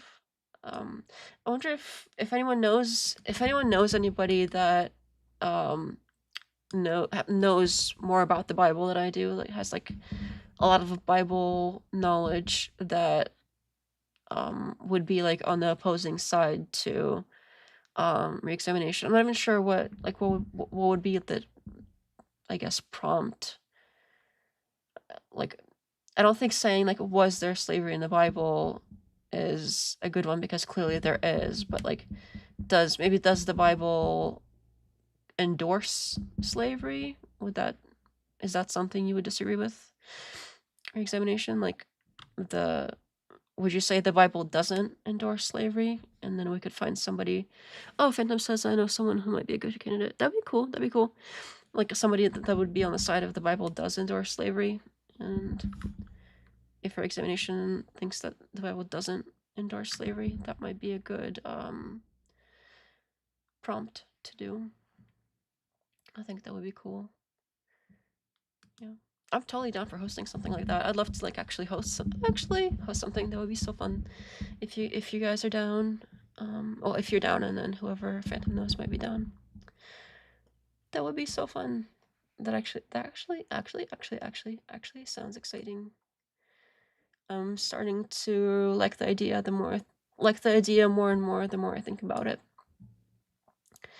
So yeah, long story short, that's kind of what this debate was. Is the whole intro was spent on like who is more, I guess, authoritarian and who is more into all of like the opposite of these things here.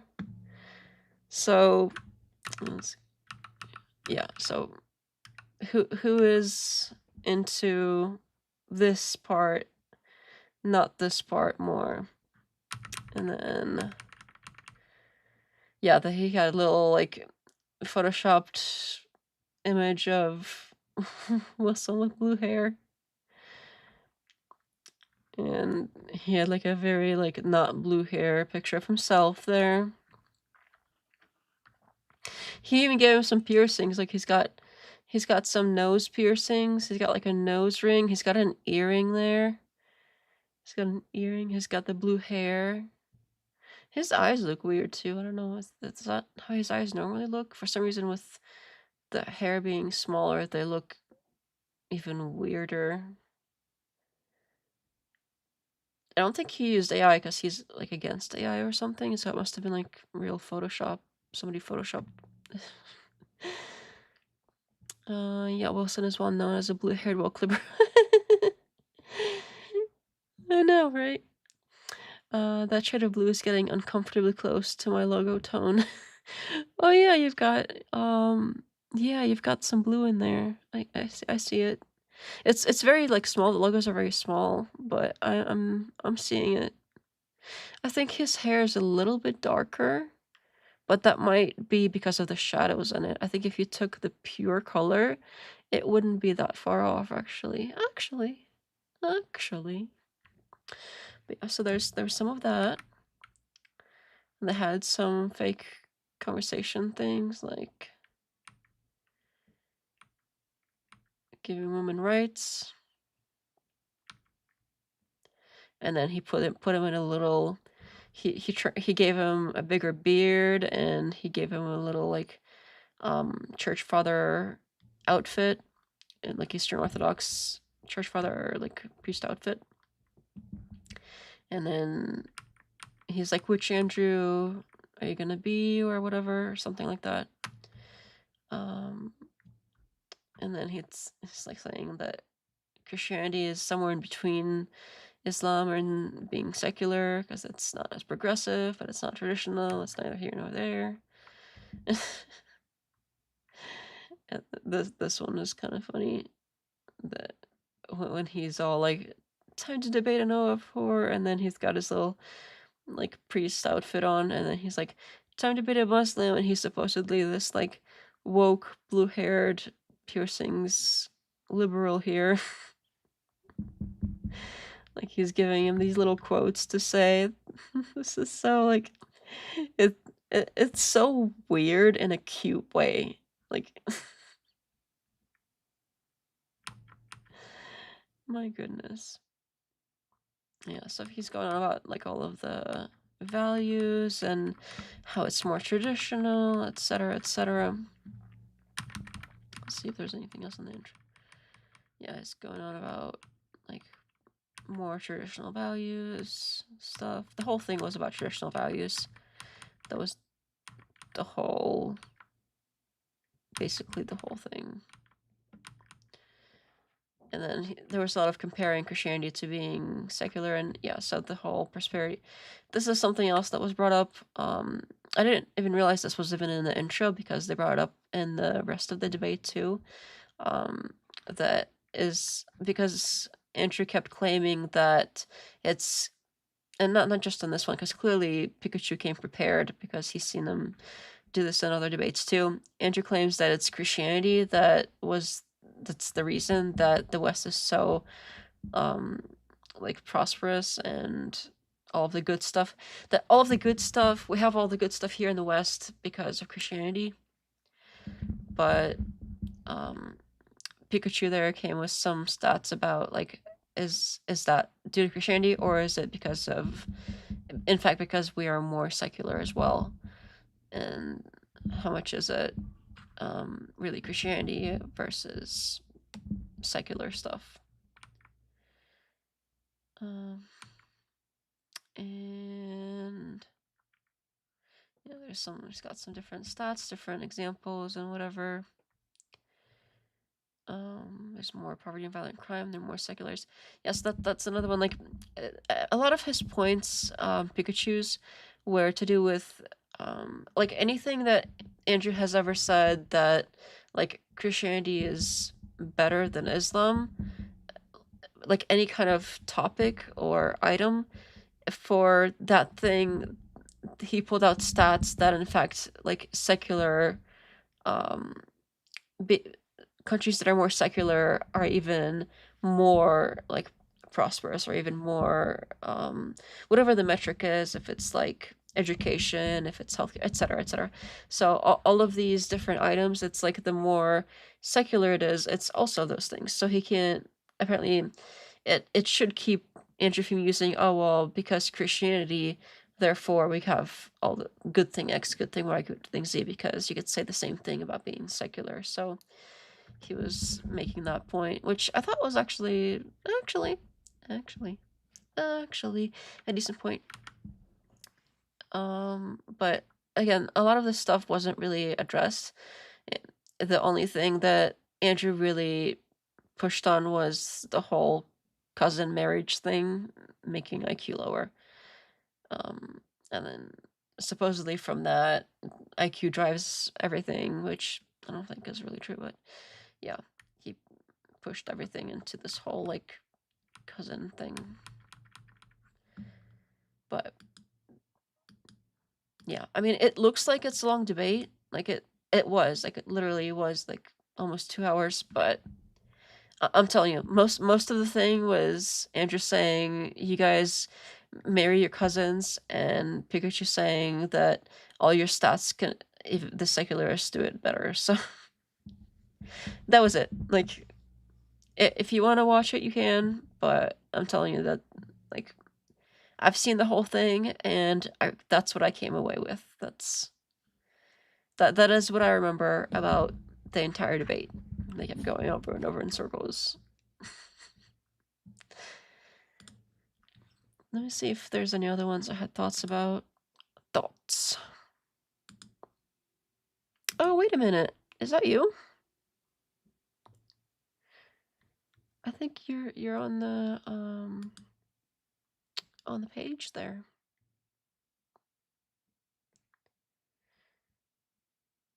Let's see. There was another one that I wanted to have a mention. maybe. Was it this one? I thought I saw you in one of these.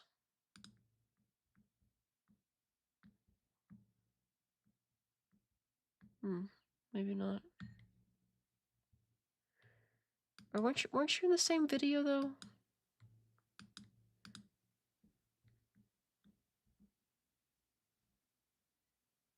That's not. I thought this one was maybe. I could be wrong. Wasn't this one you, or were you a different? I don't remember exactly. I thought you was this one. That's Charles. Oh. I got the people wrong. I'm so sorry. For some reason I thought that was you. I got you mixed up. I apologize. I feel so bad. Sorry. Because I knew you were in one of those videos, but I'm not sure which one anymore. But oh, you have more of a beard. Is this one you though in the thumbnail here? Because I know it was like dark hair, but I could be wrong. Because this one has more of a, this one here has more of a beard.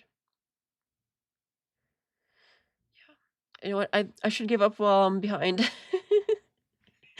I'm so sorry. I feel so bad. I could have sworn I thought that was you. I am so sorry. I shouldn't have even said anything. I was so sure. I'm so sorry. Okay. Yeah, dark hair, not blonde. Okay. Alright. I guess, oh yeah, is he blonde? I guess it's a little light. Okay, I give up. This is black shirt, you know, dark hair. That's my excuse. Alright. I haven't seen this one yet, and I've seen this one, but I don't remember what happened in it. But a lot of the ones like Does God Exist? I don't really find those debates that interesting because I don't really like debates like that. I don't know. I like it when it's more focused on a specific thing. Like if it's related to religion, I like it to be like more focused. But like this overall like Does God Exist? I don't know. I'm not a fan of that. So I don't remember watching it. If I did see it, it was like on in the background, and I don't really remember it. Debate 1, Degeneracy. Debate 2, Ethnostate-ish. Oh, okay.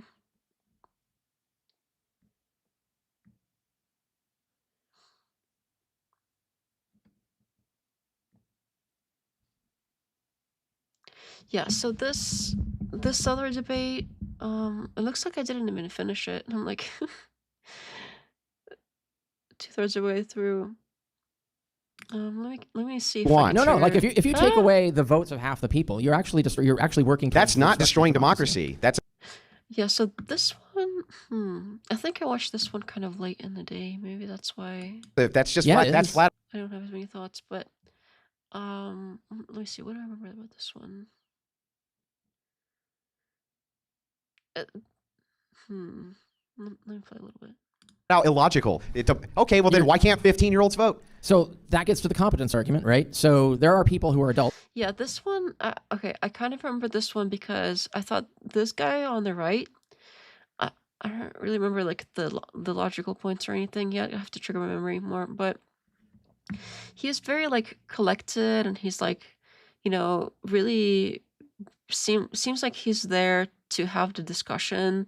He seems like he's there in good faith. He's fine with answering all the questions because Andrew's really into asking them, and he even at some point says like, you know, at some point he's like, well, this whole time we've been discussing secular humanism, we haven't even touched on Christianity, and then they have this back and forth because it literally has been like most of the discussion was Andrew like grilling him on secular humanism. But at some point he's like, well, wait a minute, we haven't even touched on Christianity at all. And then Andrew was like, well, okay, fine, you know, ask me anything. And then he even was like, well, I'm fine with asking you questions, but it has to be like something. I don't remember exactly what he said, but it was something like reasonable. And the whole time you can see like this guy's like calm and collected, like he's, you know, having a discussion, like he's not like completely relaxed and falling asleep, but he's like present, he's there, he's not like he doesn't seem like triggered or upset in any way. But Andrew over here, he's like, he's got this like you can see it from like his posture and everything. I'm just gonna try to, he's like, he's got this thing like I'm gonna get you, I'm gonna get you. And so then And the tone too. Let me just play a little bit. Like, look at the difference in demeanor between the people. There's none who aren't using. that's and by the checkable. way, so here's Richard's entire argument reduced. This is wild. And you can, if I'm straw manning this, I would like you actually to correct it. Yeah, but isn't it the case that what you're saying here is, as long as Christian nationalists utilize persuasion and democracy to change any amendments we don't like, any laws we don't like, and we utilize only persuasion and democracy to do that, and then enforce those laws tailored to our preferences, that is not indeed fascism at all, is it? there's two. See, he's like really like, oh, I'm gonna get him. He's like, it's like he's about to have like a physical fight or something. Like he's like, you know what I mean? Does anyone else see that? And he's just has this whole like attacking, like attack dog kind of demeanor, while this other guy is more like sort of like normal, neutral-ish kind of demeanor. I don't know if that makes sense, but it like progressively gets more and more like he's like red in the face. He's like progressively getting like more and more agitated. Let's see if I can go back a little bit. See, like I think he starts opening. Maybe it's just the lighting, but I feel like he starts less red and he turns like redder. Oh, hello, namaste. Nice to see you. Haven't seen you here before. Welcome. Namaste says, well, TFOA. Yes, the body language, the facial expression, etc. Yeah, he's got this. Yeah, the difference is so weird. But really, the whole time he's like Andrew's just grilling him like nonstop, question, like he likes to do. And for once, the other guy seems to not mind the questions. He's like, "Well, ask me more questions." But I forgot this caveat there. Yes. It doesn't have to be. Yes. So I think although it's a mere is statement is what we're looking at. I mean, I can demonstrate this for you a million That's why I times. was trying to ask if you wanted to get at two different questions. It sounds like you're confusing the two. I'm not confusing it. Yeah, you're definitely confusing. I'm definitely not. You keep switching between two arguments. No, I'm switching. So I'm only using it sounds one. like you want to have the ought for the, like, why ought the doctor want to save the patient? That's a different imperative. That's a different ought statement from what the doctor should do once he does desire. Because you're already loading the ought in it. No, there's no ought in there. It's just the desire. It's a mere, look. All it is a desire. Hume's, It's not an ought. What Hume's guillotine is talking about is mere is statement. The door is cold. The door is cold. You can't get an ought from that, right? I think you're obfuscating here. And I don't think I'm obfuscating. So would you give me a moment to explain that? Yeah. So your audience can hear this. So, okay. I want to give you a chance as well, but then in just a bit, because we've gone on with this topic for a decent amount of time, I do want to make sure there are other topics explored if you guys are up for it. Yeah. What's our time left on the conversation? 37 minutes in total. Okay. This is where Okay, so when you construct an ought, the ought is the thing you ought to do. So the sterilizing instruments, that's the ought. So you ought to sterilize your instruments. The value. Oh, Flazzy says hello to you too. Namaste says, I don't mean this disrespectfully, but he's seemingly bitter and angry until he has alcohol. Yeah, I could see that. But I think even with alcohol, a lot of times that doesn't really help. Like, I don't really like watch his live streams or anything, but I remember seeing a replay of the one where he was telling people to go show Sarah the tomato lady, show her the power of the crucible, and reading Superchats saying how they're gonna all like unsub at the same time and say, oh, she's already lost 1,000 subs in an hour, and like laughing about it. That whole time as he's reading all Superchats and saying all that stuff, he's like sitting there taking shots. Like, I was so surprised to see that. He's literally sitting there like taking shots, shot after shot, while he's reading all this, like all the Superchat stuff, and very clearly sending people over to like unsub and harass Sarah. So like he can say all he wants. He wasn't saying that, but it was very clear. And the whole time he was just boozing, and yeah, I don't know if he was any less bitter or angry with alcohol, but I don't know. But yes, I said good to see you, and I appreciate your breakdowns. Oh, thank you so much. That is so nice to hear. I appreciate you appreciating breakdowns. Thank you. And we got Fluzzy B. Does everybody know you? Fluzzy B says his eyes when he said that scare me. Yeah. Good example. Alright, says introduce the choppy question/interruption thing with everyone who he sees as reasonable. Reasonability is weakness in his mind. Good faith approach is weakness for him. Fluzzy B floats all around. Would you say you fly all around? The bees fly, right? Or buzz, fly and buzz all around. Flying everywhere, flying and buzzing. Who by itself might not be an ought at all. It might not even be true that the doctor ought to sterilize the patient, or that he ought to want to save the patient. Maybe he ought not to want to save the patient, but he wants to save the patient anyway. Just the possession of the desire, even if it's not like justified, just the possession of the desire entails an ought. The ought is the sterilizing the instrument, so it's different from the value. So you can't conflate those two things. Now, if you want to ask a different question as to why ought the doctor want to save the patient, now we're moving to a different ought. We're moving one step back, and then we get to the whole point of Hume about rational ordering of values. And I talk about this again, for people who want to go further into this, if you're not following or it's confusing or whatever, if you want to know more about this. And it seems like a lot of the time he's really like leaning on the thing and like hunched over. And when he's not leaning on the podium, he's really like hunched over.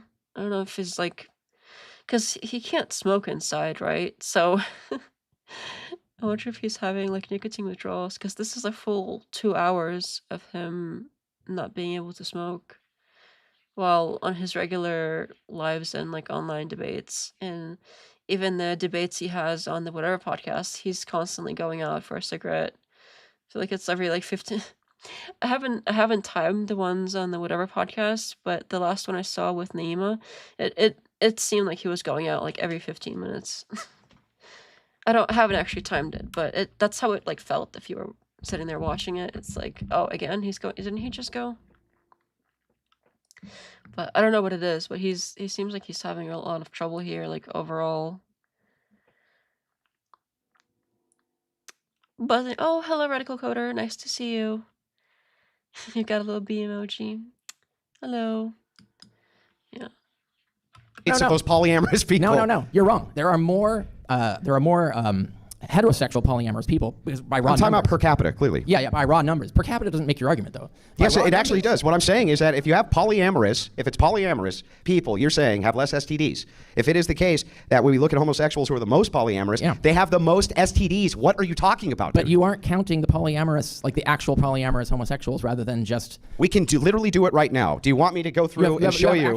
Yes, of course. Homosexuals practicing safe sex. You have a stat showing homosexuals practicing safe sex. Well, no, see, the thing is they have the most amount of sex. That's why they have the most amount of STDs. But the example I gave shows that you can have way more sex and get less STDs. And so if that works in one population... Actually, you haven't demonstrated that. You just said it. No, but there's a study. You can. Oh, there's a study. Where? From who? Let me look at it, because that Absolutely. is... So yeah.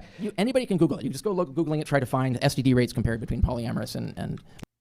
Another thing I find really annoying is like every time somebody brings up, oh, there's a study,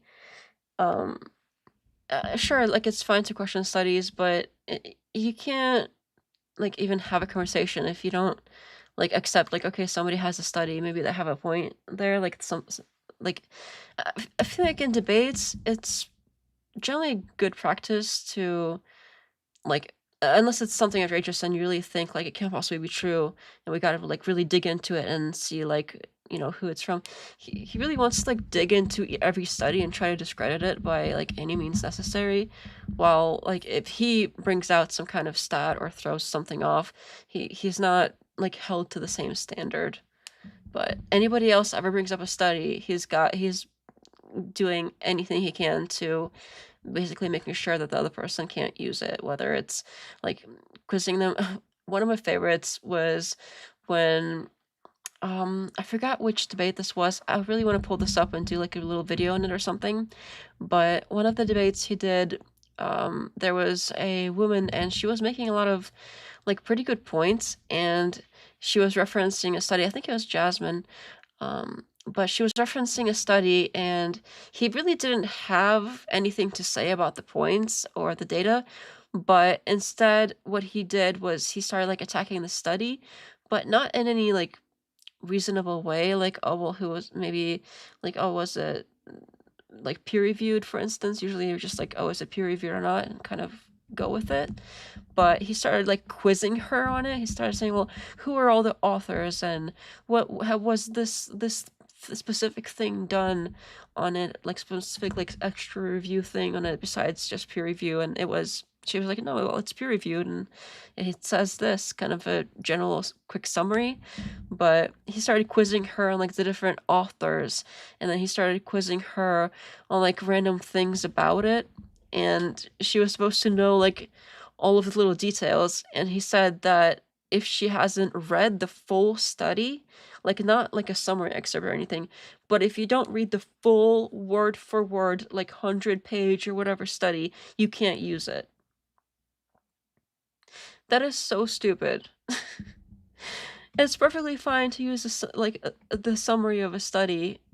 Like, you don't need to know every little specific detail about it. You don't need to, having read every single word about it, that doesn't make it any more valid. Like, he literally was out there saying that she can't use it unless she has read every single word of the study.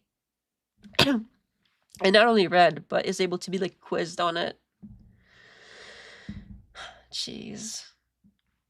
What a freaking joke. Like, the standard for evidence that he's got is completely unreasonable when it comes to other people. But like, if somebody else asks him that has he read like every single study word for word that he's ever brought up, I'm sure he would say something like, oh yes, of course I have. Bullshit.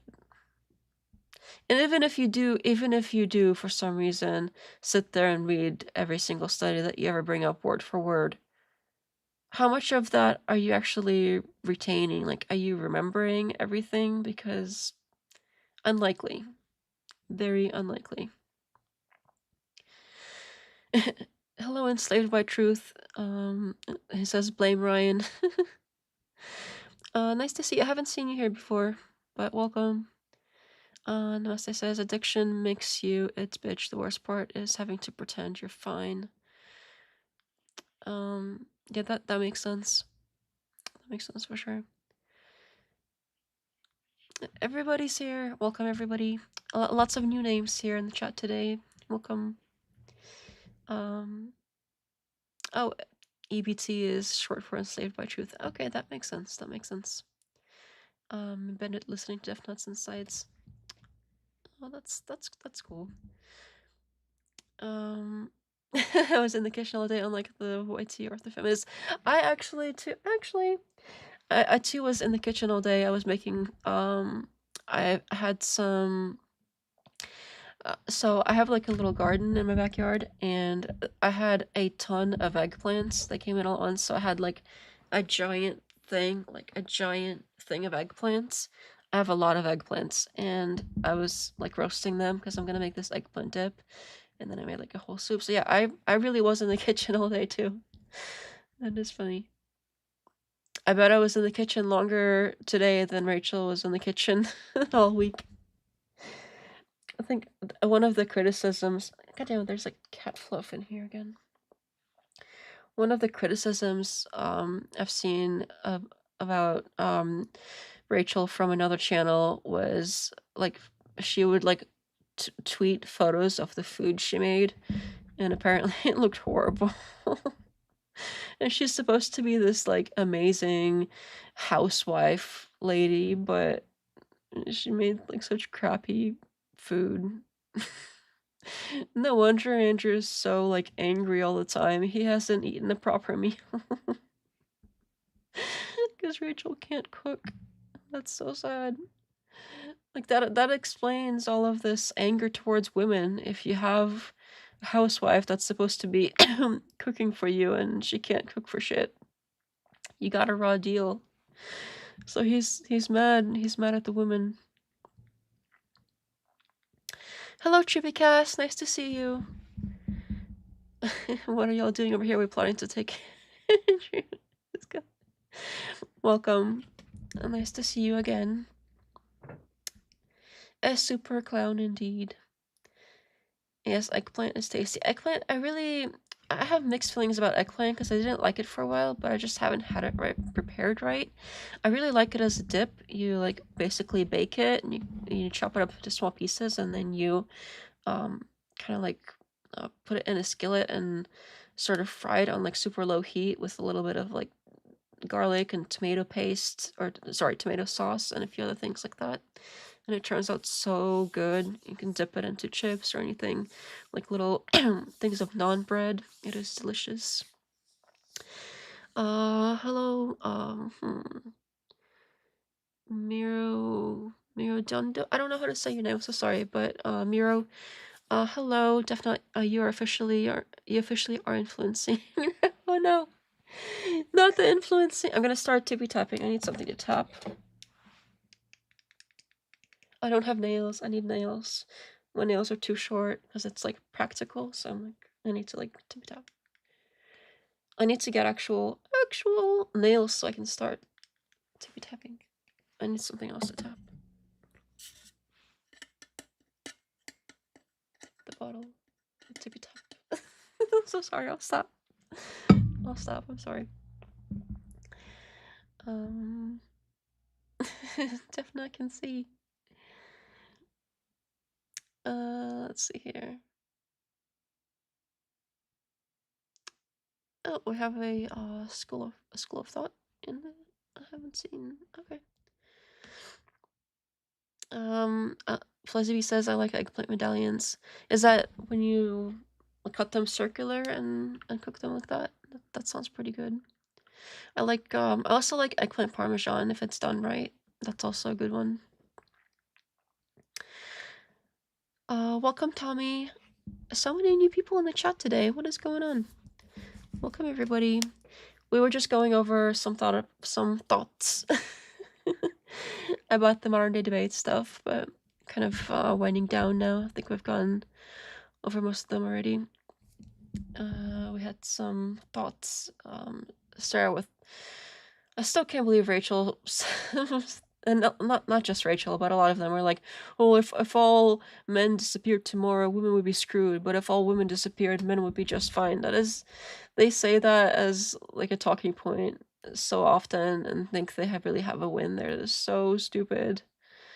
But yeah, I had a bit about that earlier. Like, men can't even find anything. I was asking the wife where something is. But yes, welcome, Tommy. And everybody else. So many new people. So many new names.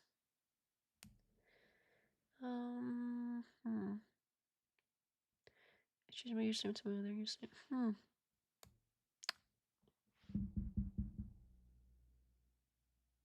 Am I far from my makeup? Am I a bit quiet? I'm so sorry. Am I quiet? I think sometimes I like start talking more quietly, and then I have to remind myself to get a little bit louder. Is that better? I hope that's better. I'm sorry about that. You slice them circular and dip them in egg with herb and salt, and then dip in grated Parmesan cheese and bake them.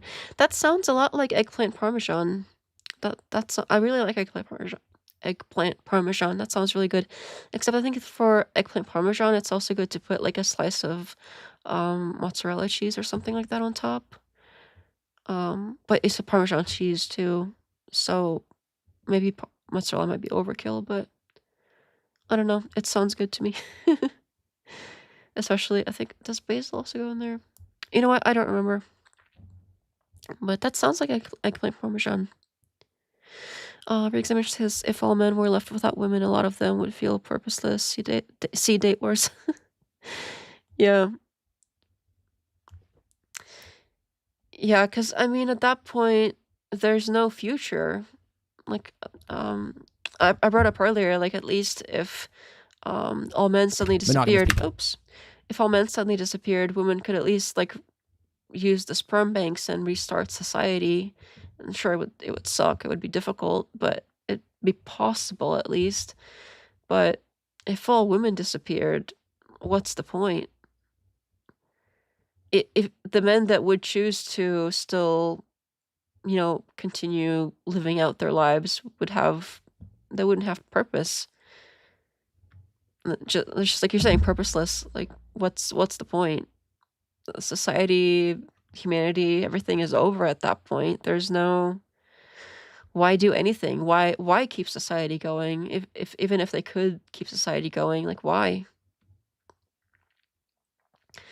All gonna die out anyway, one by one. It's depressing. And yes, I'm a little bit soft spoken. I'll try to keep a little bit louder. It's still better than NPR. Yes.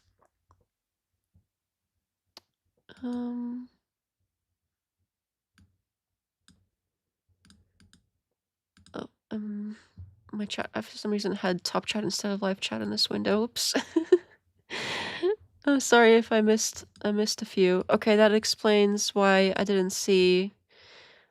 For some reason, a School of Thought, welcome. For some reason, it was hiding your chats from my top chat. I always switch it to live chat. I think I just forgot this time, but that makes a lot of sense why people were referring to you, but I wasn't seeing your name for some reason. I don't know why it hides you. Maybe it's because of your username, like maybe YouTube doesn't like it or something.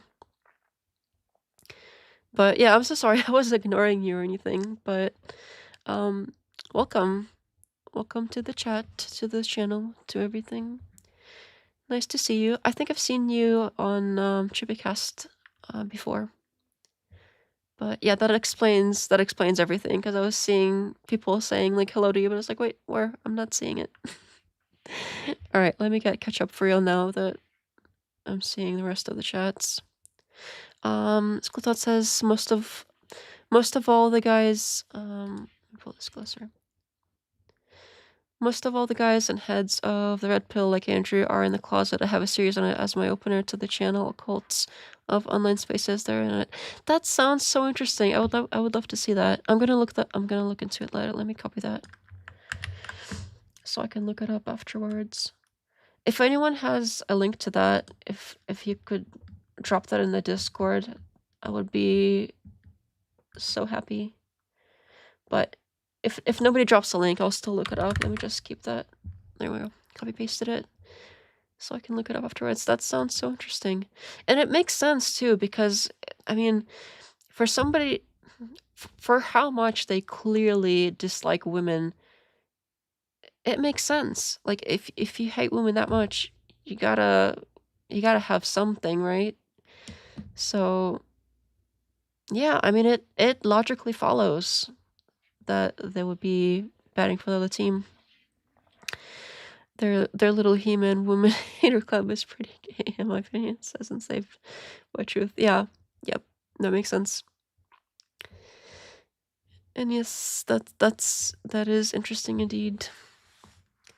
School of Thought says you're a stand-up lady, very educated and classy. Don't let these guys in this space bully you. Oh, thank you. That is so nice. Thank you so much.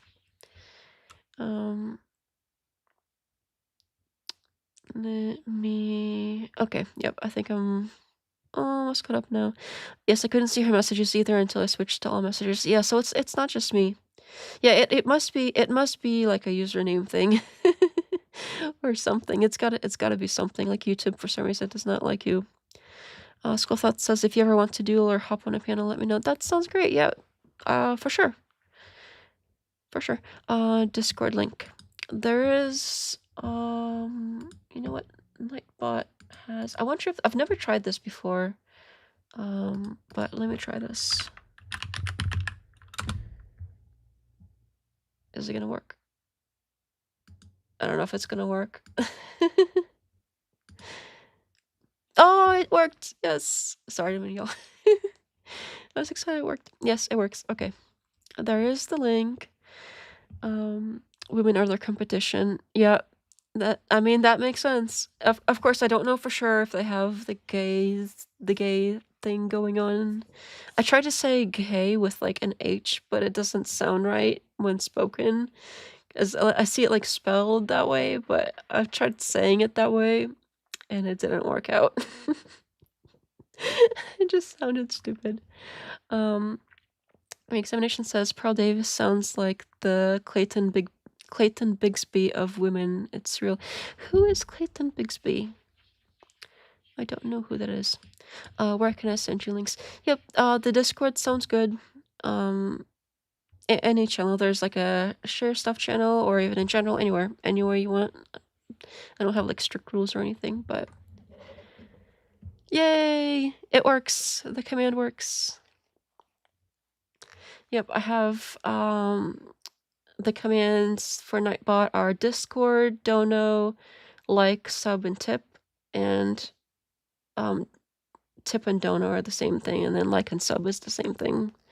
I used to have those on a timer too, but then Nightbot and Stream Elements started like spamming. They would both like put things out near the same time, and it was similar enough that there was no reason to have two. But let's see here. Yep, absolutely drop it in Discord. Thorn says, "Hey, can I join Discord? I got kicked out of JimBob Discord." Absolutely, everybody's welcome. Everybody can join Discord. It is open to whoever wants to come. There is no like special hidden club or anything. I mean, it is kind of like a special hidden club because it's not that big yet, so it is technically like kind of semi-secret. But yeah, you're absolutely welcome. Everybody's welcome. Everybody's welcome. Clayton Bigsby is the blind Black Klansman character from the Chappelle Show, hate preaching against himself. Oh, that is interesting. You know, I haven't seen that. That sounds wacky. That is so wacky. I had no idea that was a thing. But let me read that again with that. Prov Davis sounds like the Clayton Bigsby of women. Oh, because she is, yep. But she also often, like, degrades herself. Like, she'll be like, us women, we're so-and-so. Like, she'll say whatever, like, negative thing about women, and she'll, like, include herself. But clearly she doesn't think of herself as part of the group. She just says that because she knows people are going to point it out. And she's trying to be like as pick-me as possible, which means degrading yourself. Like part of being pick-me is putting yourself down along with the rest of the women. Because you can't be like, oh, women suck, but I'm not like that. You gotta be like, oh, well, I'm terrible. Please tell me I'm not terrible. Like she's just waiting, like it's like a bait thing. Like, oh no, I'm just like all these other women. I'm so bad. All the women, they're so bad. And she's like waiting for like whoever her audience is to be like, oh no, Pearl, you're not like the other girls. You're so like special and so like wonderful, and you're with us the men. You're like on the men team. So I want to like marry you. So please let me marry you, Pearl. I'm pretty sure that's what the goal of that is. Just watch our latest coverage of the Crucible's #1 soldier, former Game Fun creator. Is that Marte? Oh my goodness. Marte, that is something. And he got caught using ChatGPT in Grid's debate, right? Because it was, I can't believe you would even do something like that, because those are I was on like the night after he was, I think, and I actually won. I won that night. I've never done that before, and I won that night. That was so cool. But apparently, and they're like little like 5-minute, like literally 5-minute little debates that are like a random fun topic, and he felt the need to cheat on something like that. The shittier part is that there's like a small, well, not small, it's like $100 like monetary prize. So, and I think he ended up winning that too. That's not really fair, but Yeah, like cheating on like a little fun like 5-minute thing that's meant like those are meant for you to practice and get your skills up, and he still cheated on that with Chat. Like just he was sitting there reading ChatGPT like word for word, and he got caught doing it because it was sharing the screen. It's so stupid. I can't believe that. Like it was like a little 5-minute thing. Like why? And clearly, if he does it on little 5-minute things for fun, it's very obvious that he probably was doing it the entire time on all the larger debates as well. Nuzgul said, "Oh, welcome, Nuzgul. Nice to see you. Welcome to the chat. You've seen Tree of Logic vids on Andrew. She got a couple on his prog out the other day on whatever, and about his wife being on a situation. I've seen some of the older ones, the ones where it was like an overall summary of everything. So the ones from like, was it like a year or two ago? I don't remember, but I saw those. But I haven't seen any of the recent. I didn't know there were recent ones. So I haven't seen any of the recent ones. What's funny is like a lot of the information that gets brought up for that, like him having like a black ex-wife and everything. He will say like anytime somebody brings it up and be like, well, what about this? He will say things like, oh well, you got that information from a whore, or like that's his defense. It's like, oh, you got that information from some whore. Some whore told you that, but he never actually denies anything actually. So instead of denying it, he will be like, well, the source is a whore. Like, okay, but the information, like what about the details, like the content of the information, like, and then he'll like turn it into a joke too. He'll be like, oh yes, my black ex-wife, this and that, and he'll like mention it as a joke, but still doesn't deny it. Again, there's nothing wrong with having a black ex-wife, but it's the fact that it's like this secret, and the fact that divorce, when somebody who's like against divorce. So I don't know for a fact that he does have this secret black ex-wife, but there's info out there that was put out there, and he never, as far as I've seen, I haven't seen him explicitly deny it, which is weird, because like if somebody said a bunch of stuff that wasn't true, just be like, well, this and this, that's not true. That's not true. That's not true. And then move on. But no, he just says, oh, that came from a whore, you could learn from a whore. And then he turns into a joke. But I haven't heard a denial yet, so that is odd. That is very odd. Yeah, I think she got into some personal beef with Tree of Logic. Okay. Was it Tree? And then Marte says, or sorry, not Marte.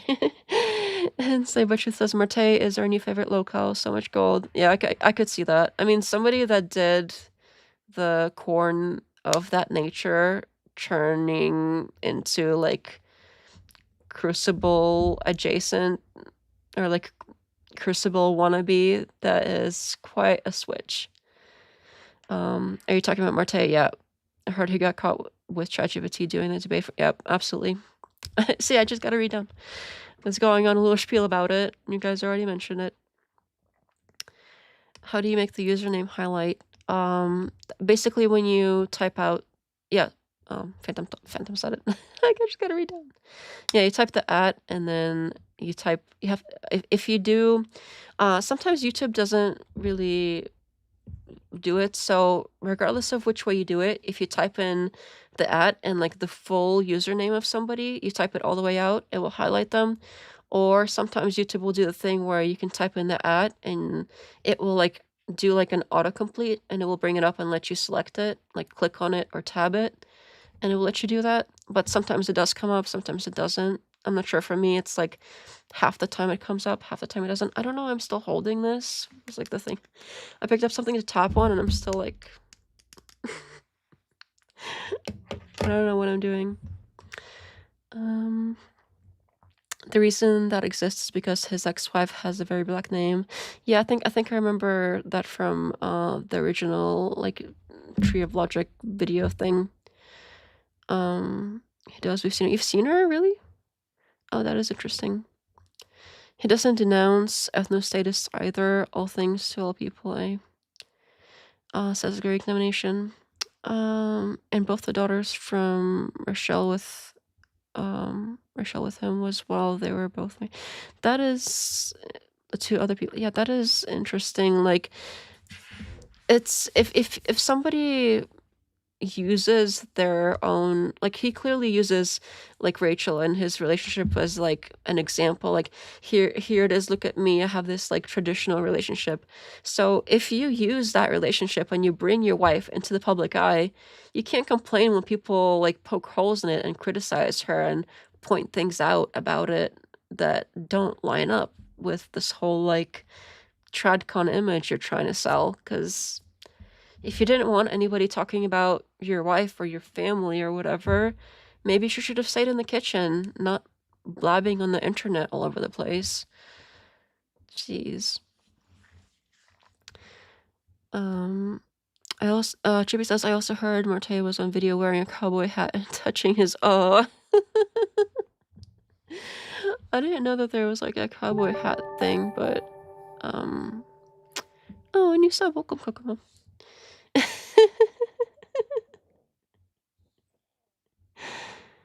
Examination says doesn't want to alienate anyone who self-IDs as a right-winger.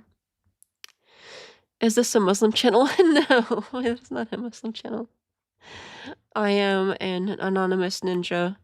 Until we get 10k subs. If we ever get 10k subs, which as I know is super ambitious for a small channel like this, if we ever get to 10k, then I'm not going to wear the getup anymore, which is going to be so nice.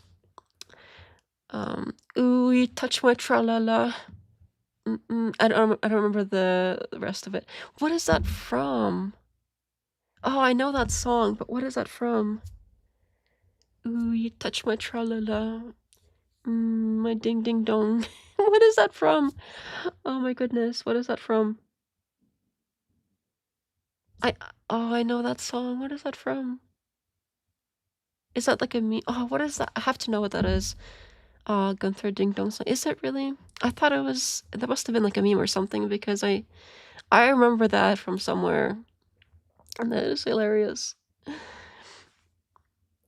Wait, there was a cowboy hat? Yeah, I don't remember there being a cowboy hat. I saw like briefly somewhere on Twitter like a censored version of the image, and I don't remember like the details, but I definitely remember that there was like a spreading situation. So if you're showing off your booty hole in that kind of context, that is definitely meant as gay. The corn, it is of the corn that likes other corn kind. Oh my goodness.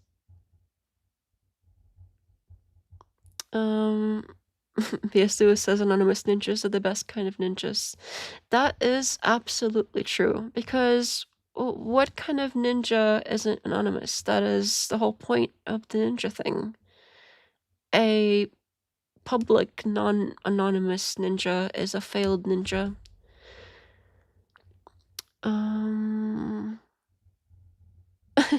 This girl says, honestly, the first time I saw you, I thought you were some radical Muslim or infidel. I've had that a few times. There were a few people that for some reason thought, I mean, I get it. I get it's a similar kind of getup, but I think usually when they take it like this far, it's usually black. So I actually have some like things that are black, but I think if I wore those, it would be too similar to like the Muslim getup. Trippy Guest says, I heard a rumor that Speakeasy used to run OF accounts for ladies. I wonder if he pretended to be the ladies. I don't know anything about that, but that would be pretty weird. Like, I don't know anything about. I haven't heard anything about that, but that is If that's true, that is cringe. Kirkuma says, I'd have thought Andrew's first debate at DebateCon 6 was pretty poor in the Crucible chat, and OMG did the pylon happen like crazy. I believe it. I believe it. Was that the one I was just talking about with Pikachu? I think that was the Pikachu one. Yeah, I was just saying, like, the only thing his only argument was that basically Muslims married their cousins, therefore low IQ. That was it. Things go off. That was it. There's nothing else to it. Like, that was the only argument.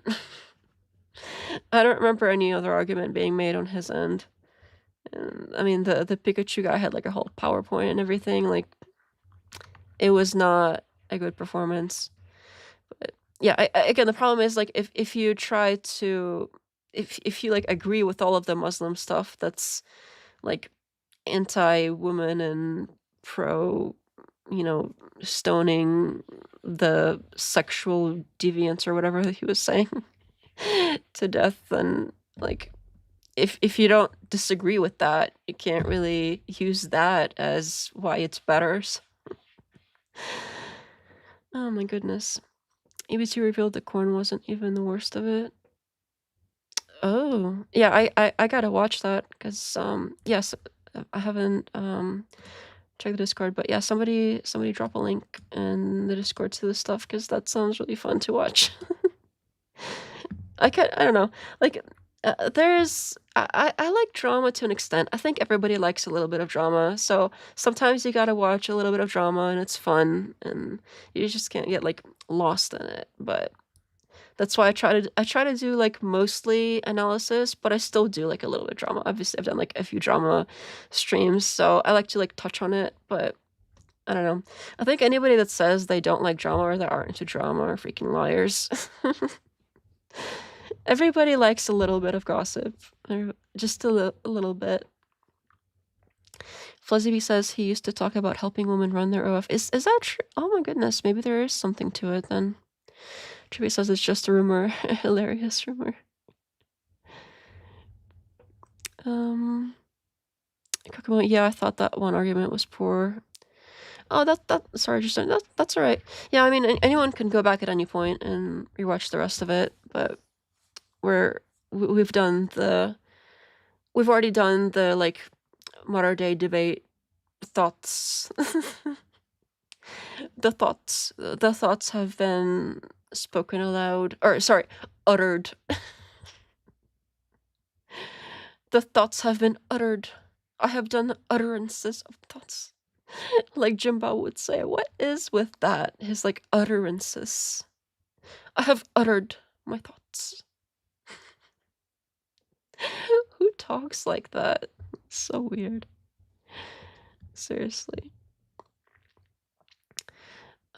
At least Wilson is against polygamy. Ironically, the Eastern Orthodox Church teaches that widowers who remarry are polygamists. Go figure. Is that true?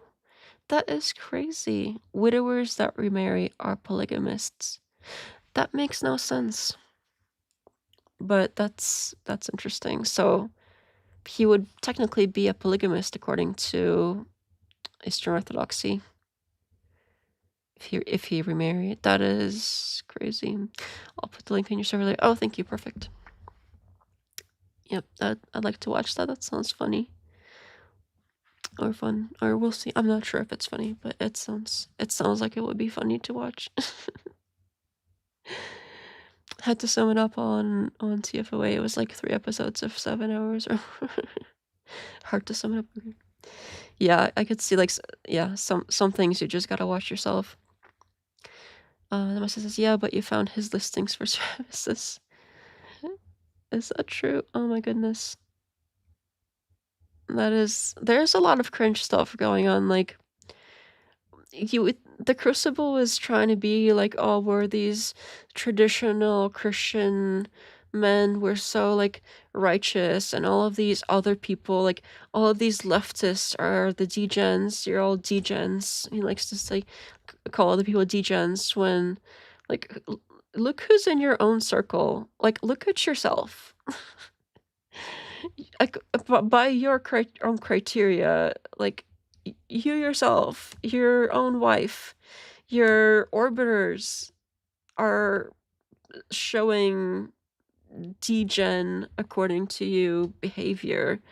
So isn't there something about like seeing a speck of dust in somebody's eye but like ignoring the log in your own?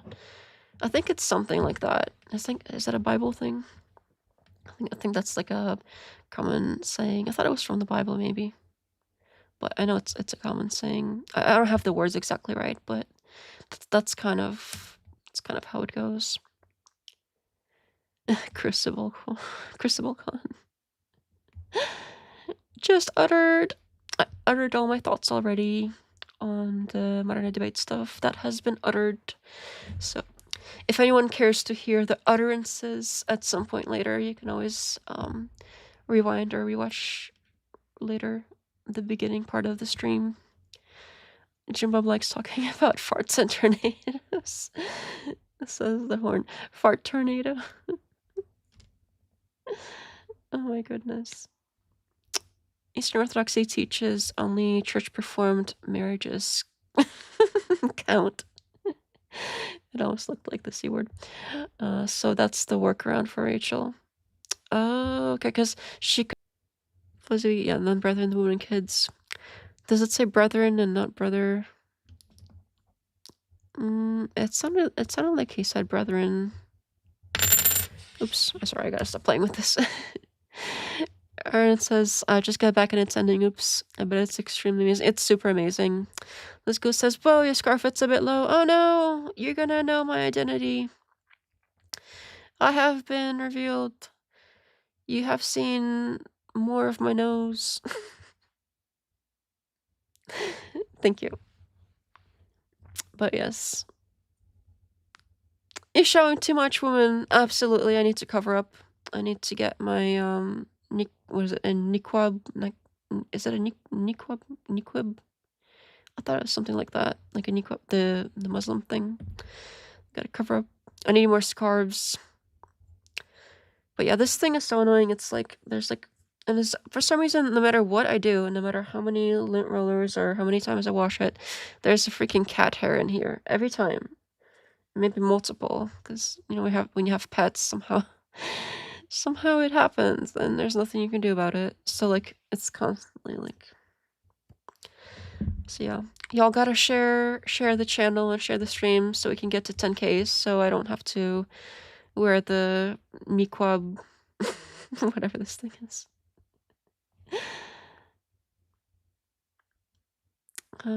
Fuzzy says, truly I tell you, whatever you did for one of least of these brothers and sisters of mine, you did for... Oh, that says brothers there. I wonder if, like, different translations have it differently. Tripicast says, try using fire. What are we using... What are we using fire for? What's the fire for? I'm confused. Somebody explain what the fire is for. The best one, you think you have eternal life, and they are those that speak of me. Huh. Different versions, so it suggests using the concordance for the original word.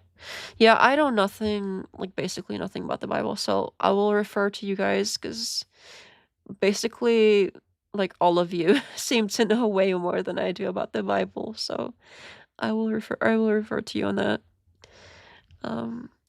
But yeah, it was a good stream. Thank you for chatting and keeping me company, everybody. And yep, there's thoughts earlier in the stream. And yeah, I had a good time. I hope everybody else had fun. Do the whole like liking and subscribing and all that fun stuff. And thank you again for the tips. Hazel and Kokomo, thank you so much. I appreciate that. I never get tips like that, so that is so cool. I am so happy. That was so exciting. You have no idea how cool that was. That was so cool. But yeah, I'll quit harping on it. So, have a good night, everybody. I'll see you in Discord for those that want to do the Discord. I'll drop the Discord thing again if anybody wants the link to that. But, yep. That's pretty much it. Have a good night.